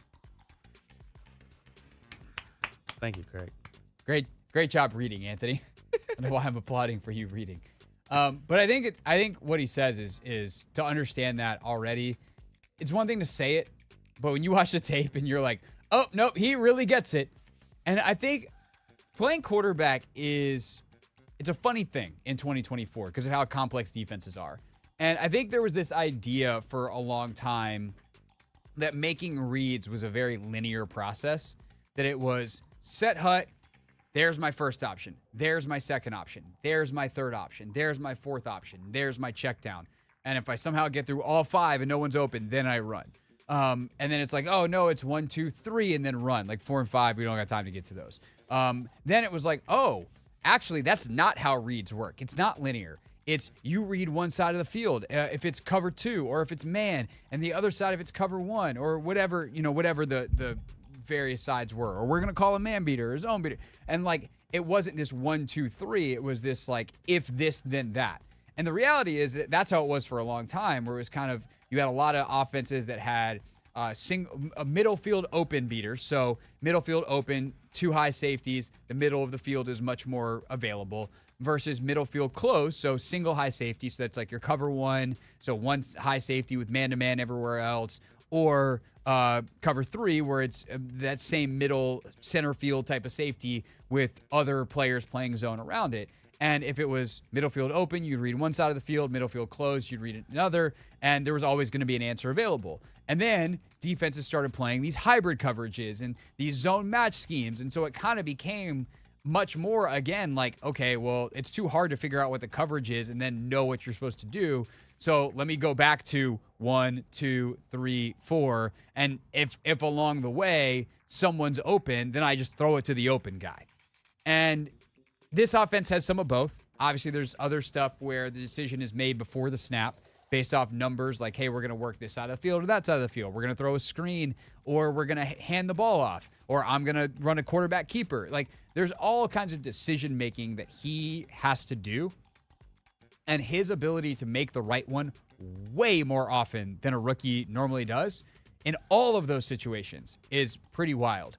But the thing that takes it over the top is exactly what he talked about, that he understands the space on the field so concretely that he can make throws in tight windows because he realizes that throw, if I put the ball right here, is safe. It gives my guy a chance and the other guy doesn't have one. And he is able to execute on that precision accuracy at an absolutely absurd level for a rookie. And it is the most fun thing to watch outside of the creative playmaking, which is much more Sandlotty fun. But like football nerd fun, doesn't get any better than that. Number 5. Number 5, more from Daniels, actual Daniels, not Anthony Daniels. Jaden talked about preparing for opposing defenses and how he kind of mentally prepares to be able to do all that physical stuff that I talked about. And before we get to what he sees from Carolina, what did Daniels have to say about the Baltimore Ravens defense and preparing for the best team that he played all year? For them, it was It was kind of frustrating for watching back at the game. We weren't that good on third down. They did a good job of getting off the field on third down. So kudos to them. Tipped some passes, got us in some third and longer situations. So just going back to that, watching the film is, going out there, how can we be better as a unit? I think third down was one of the main emphasis that we didn't execute at a high level at. And that starts with having easier situations to execute. 3rd and 4 is a hell of a lot easier than 3rd and 9. And they were in way too many 3rd and 9, whatevers, deeper stuff because they weren't very good on 1st and 2nd down, specifically running the football. And some of that was Eckler, some of that was the line, and some of that was, frankly, Jaden. Some bad decisions in the run game. For the very few that he made, hand it versus keep it, throw the bubble. Like, he made a couple ones, especially early, that put them in some bad spots. But I do have faith that they'll flip that around moving forward, potentially including against the Carolina defense that, if we're being honest, isn't very talented. They're schematically sound in a lot of ways, but they just don't have the horses up front. But I'm sure Jaden's not taking them lightly. Yeah, a team that is able to fly around. J.C. Horn is a good player, very physical, and they like to get their hands on the ball. They're a good tackling team. There's not a lot of missed tackles that they miss. So go out there, man, is how can we break some leverage and get some extra yards after the catch, after the run. So it's going to be fun to be able to play against them this week. I think that's cool because you get a little bit of a detail, just a little bit of things that they're definitely talking about in the meetings. And, man, I hear like, oh, they're physical. Oh, Terry likes being physical. It's hard to out-physical Terry McLaurin. So I think that's going to be a fun matchup. McLaurin on J.C. Horn, but also Noah Brown, big and physical on the other side. Can they get Olamide Zaccheaus, free and get him in a little bit of space? I also wonder if some of the fake screen type of stuff, hey, you want to be super physical, you want to be really aggressive, well, can we slip something by you? Can we be a little tricky, a little cheeky even, as Cliff Kingsbury is wont to do? But as he prepares, what is the process for Jaden Daniels to learn all this stuff in the first place? Daniels asked today about what he does when, hey, you're getting there, it's whatever in the morning, 4 in the morning, you're doing your workouts, but then there's the film aspect. What are you actually watching? Yeah, I think just the first time kind of watch it, you just get the flow and kind of look back at, man, what did we miss? What didn't we capitalize on? And how could we be better? And like I said, third down was a huge one that kind of affected the game where we weren't sustaining drives. We weren't on the field. We weren't converting on third down. So that was a huge emphasis I took away from that game. So there's Daniels on his process of looking back. Obviously, you go, okay, this is what we need to do moving forward. La-di-da, la-di-da. Number 6. And that leads directly into the run game, right? If you want to be better on third down, be better on 1st and 2nd down. The best way to convert on third down is to never get to third down. And 100%, first down, get 5. 2nd down, get 7. First down, cool. We didn't have to deal with the third down. Excellent. Wonderful. And running the football is obviously going to be a big part for this team, not just for Brian Robinson, but for Jaden himself. So what has he seen teams try to do to stop him, something Baltimore was really the first team to do? Yeah, I think so. Teams might not try to let me pull the ball on read option plays, and you gotta play the game. You gotta see how they're playing, how the defensive ends are playing, and stuff like that. And when your opportunity's there, you gotta capitalize on them. But I mean, that's good if they want to take away me on a read option, man. Hopefully, I'm able to pull a linebacker or something out the box so our running backs can hit it for a bigger gain. And they missed. There was a play specifically on the second drive of the game where Jaden did pull it and he shouldn't have. And Eckler walks in to the end zone. And it maybe changes the whole complexion of the game. Washington never led in the game. They would have led at that point. And I think this is part of Jaden's continued maturation. He is a competitor, and he wants to make a play. And so that zone read comes down in the end zone. He wants to pull that ball. It is going to have to be so obvious for him to hand it off. And the linebacker played it just well enough that he should have handed it, but there was a little bit of hesitation. So it's like, oh, wait, he's giving me the opportunity to pull it. Oh, nope, they got me.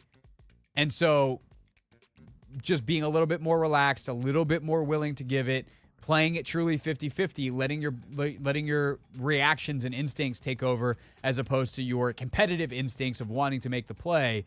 And that's something he'll continue to get better at because he's just going to get more reps. And I think that he'll continue to trust his teammates. He'll see certain things on film. And that's the exciting part is this dude's playing like a top 5 player at the position right now. And he's 6 games into his career, and he's definitely going to get better. So he's going to have to maintain a lot of stuff that he's doing right now. But some of the areas where you're like, oh, well, this week that could get better. Often it's better by the next week. So I'm excited to see what he can do against Carolina on Sunday. That is our pick 6 here on the Hoffman Show. 6 Commanders headlines at 6 o'clock for you on Wednesdays in the form of Jaden and Dan Quinn. Tomorrow, Cliff Kingsbury, Joe Witt Jr. to the podium. You'll hear from both men. When we get back, WNBA Finals, Game 3 tonight. Our preview next.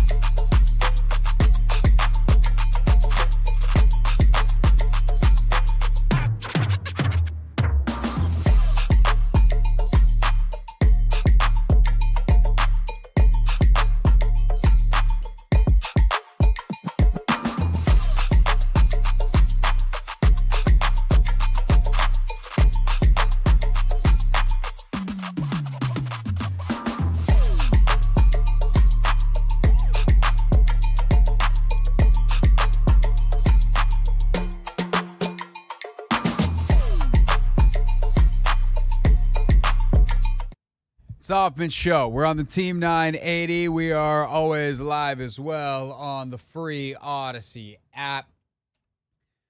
Tonight, Game 3 of the WNBA Finals. You got the Minnesota Lynx and the New York Liberty, Anthony. The game's in Minnesota. The games have followed fairly similar patterns. New York gets up early, little bit of tit for tat, just a little chunk here, a little bit out of the lead there by Minnesota, and then a surge in the fourth quarter. In Game 1, that surge was exclaimed, an exclamation point, by the 4-point play by Courtney Williams, the foul on Sabrina Ionescu. Ultimately, it goes to overtime after a bunch of wacky bits, missed call, missed Brianna Stewart free throw, and then Minnesota wins in overtime.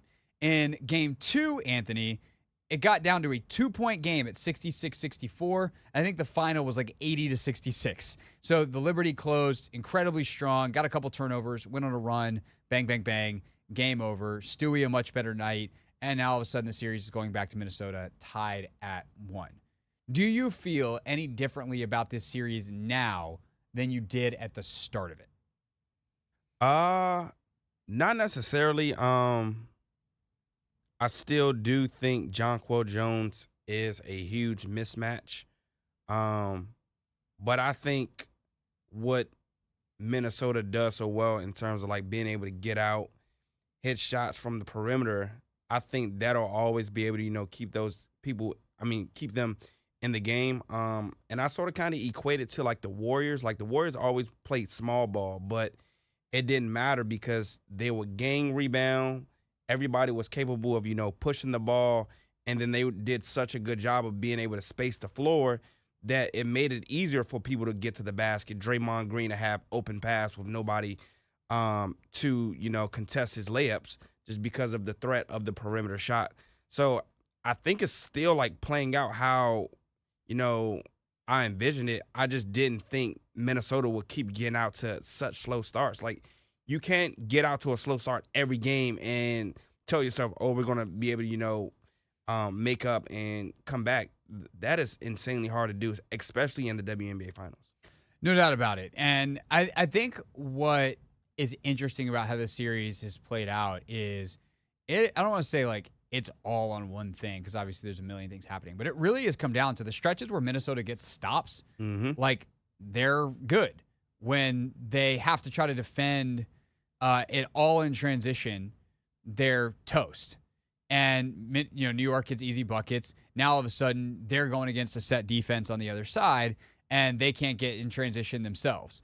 And I think that's where Minnesota has really been at its best in this series. If they can, it's obvious, right? Because if you get a stop, by nature, you have prevented the other team from scoring, and that allows you to go on a run. A 10-0 run is about the 10, but it's also about the 0, right? But the intensity in which it feeds into each other. Because you could go on a 10-0 run where you get a score, and then, the other team, you get a stop, but it's a dead ball situation for whatever reason, and then you have to come back down against a set defense. Like, you force a turnover, but you knock the ball off their foot, as opposed to getting going in transition where it's a live ball turnover or a rebound and the defense isn't set.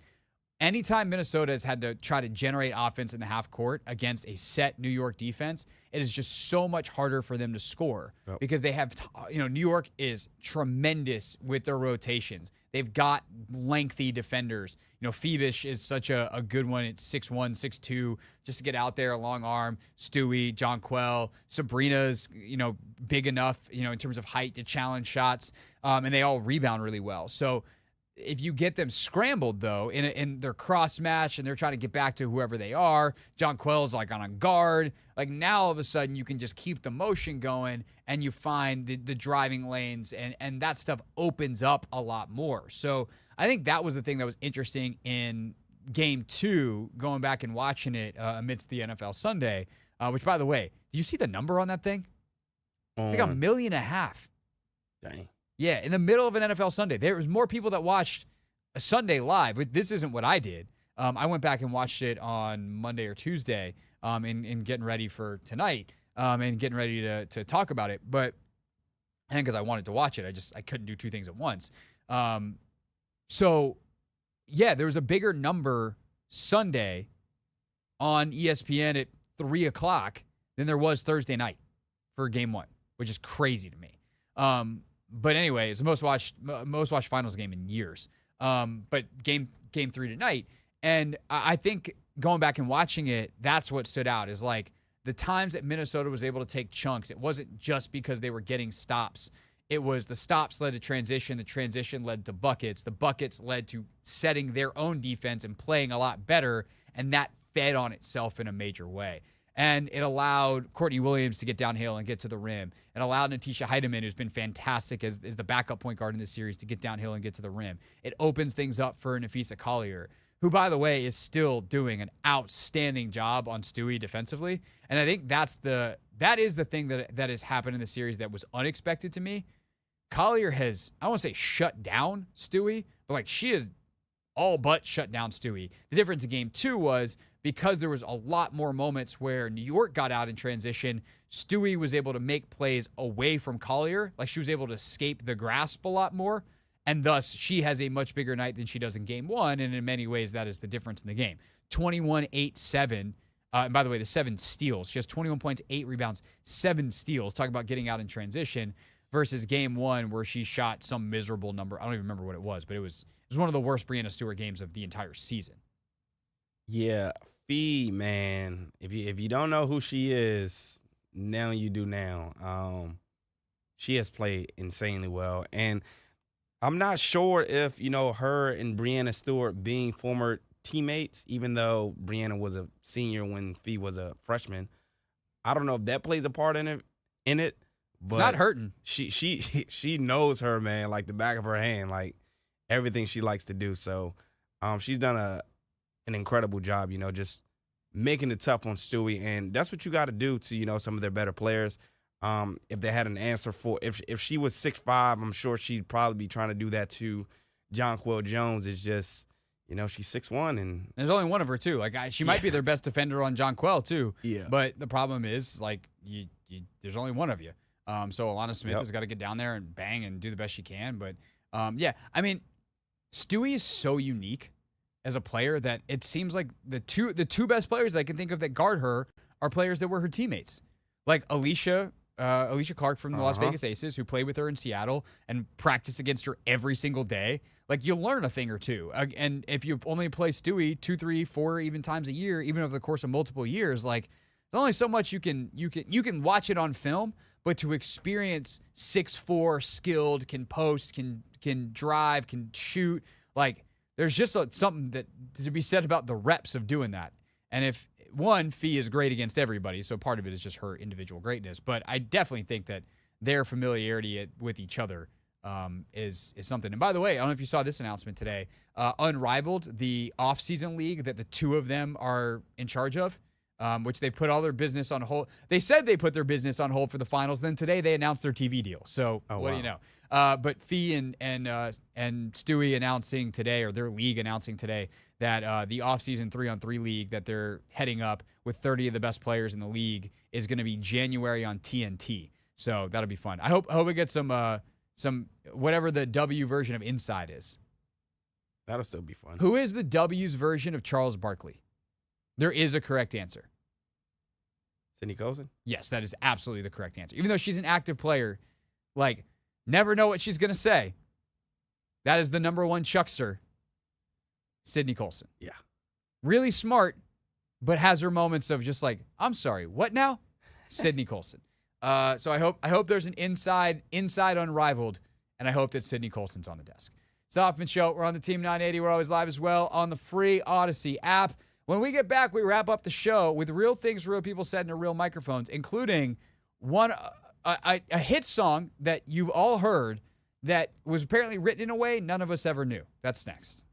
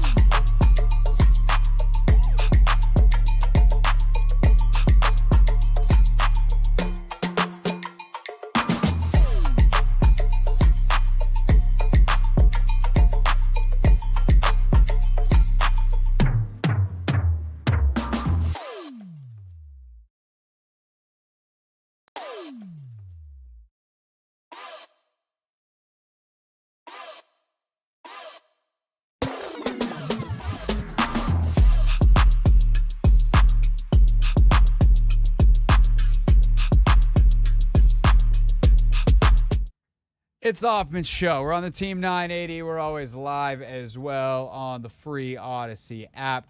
We are streaming live on YouTube as well at the Team 980. We do all of that each and every day from 4 to 7, except for the days where we leave early for Wizards basketball, let's say. And that season's coming a week from tomorrow. Wizards get going for real, for real. We'll be live at Capital One Arena, so make sure that you, if you're coming out to the Wizards season opener, you swing by our table and say hi. We'll let you know where we're set up once we know exactly where we're set up. My guess is outside section 106, 107. That's typically where we are, but you never know. Sometimes it's new season, Anthony. They could move us. It is a new season, and yeah, let's pray you're back where you usually are. The power works. The internet works. It's a good spot. Good spot to be. Coming up tonight, following us here on the Team 980, is something that's on the schedule, Anthony. And the schedule, the sheet with the schedule on it's not going to open for me right now.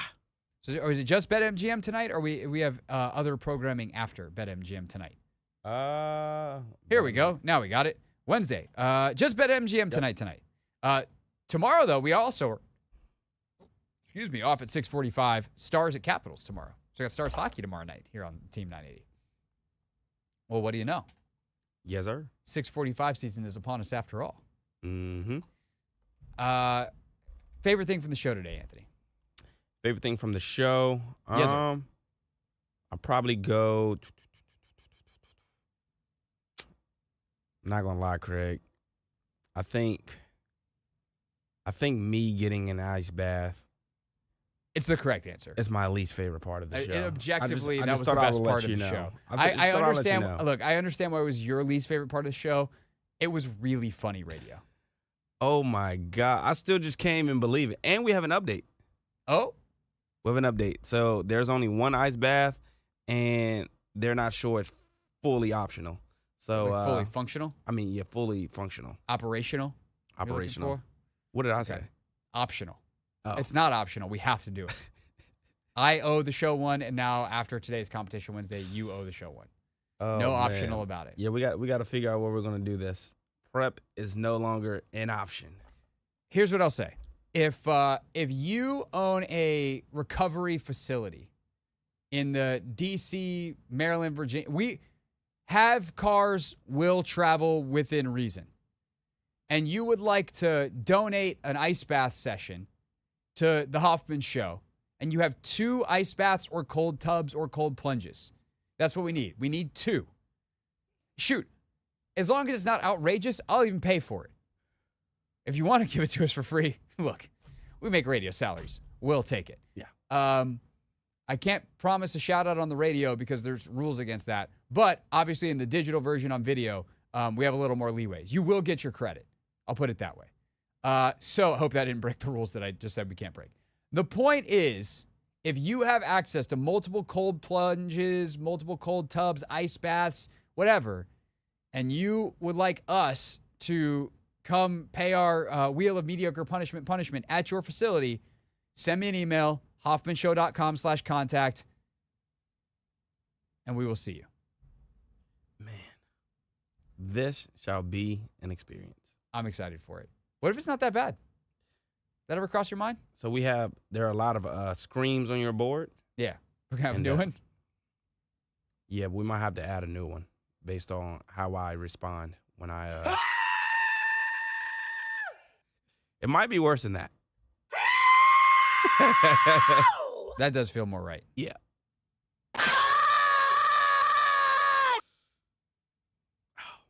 I'm pumped.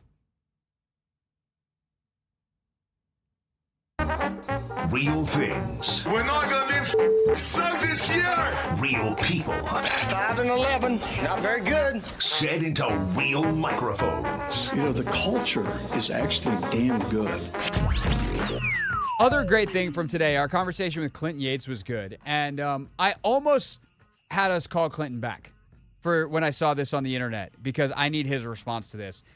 This is apparently the songwriter who worked on the song SOS by Rihanna, who revealed something absolutely crazy about the second verse of the song. I wrote it. I had no idea what I was doing. SOS, please someone help. The whole second verse of that song is 80s song titles strung together as sentences because I thought it would be super clever. Take on me, aha. You know inside you feel it right. Take me on. I could just die up in your arms tonight. I melt with you. You got me head over heels. But boy, you keep me hanging on the way you make me feel.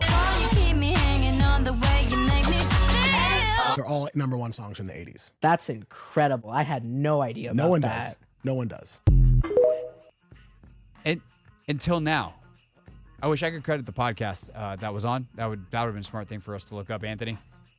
I'm sure if you search Rihanna SOS 80s songs, we could probably get that. Anthony, actually, if you want to do that real quick so we can give the proper credit here on the air, that'd be good. But I've always thought that verse, like, there was something funky about it, but like in a great way. Like, it's just so catchy. And like, who would write those lyrics? Someone who's doing a bit. That is, like, I can't believe also that song's been around since like 2008, 2007, 2006. Mm-hmm. And we're just learning this now? Yeah. That is insane. Mind-boggling, actually. 80 songs. Wow. Yeah.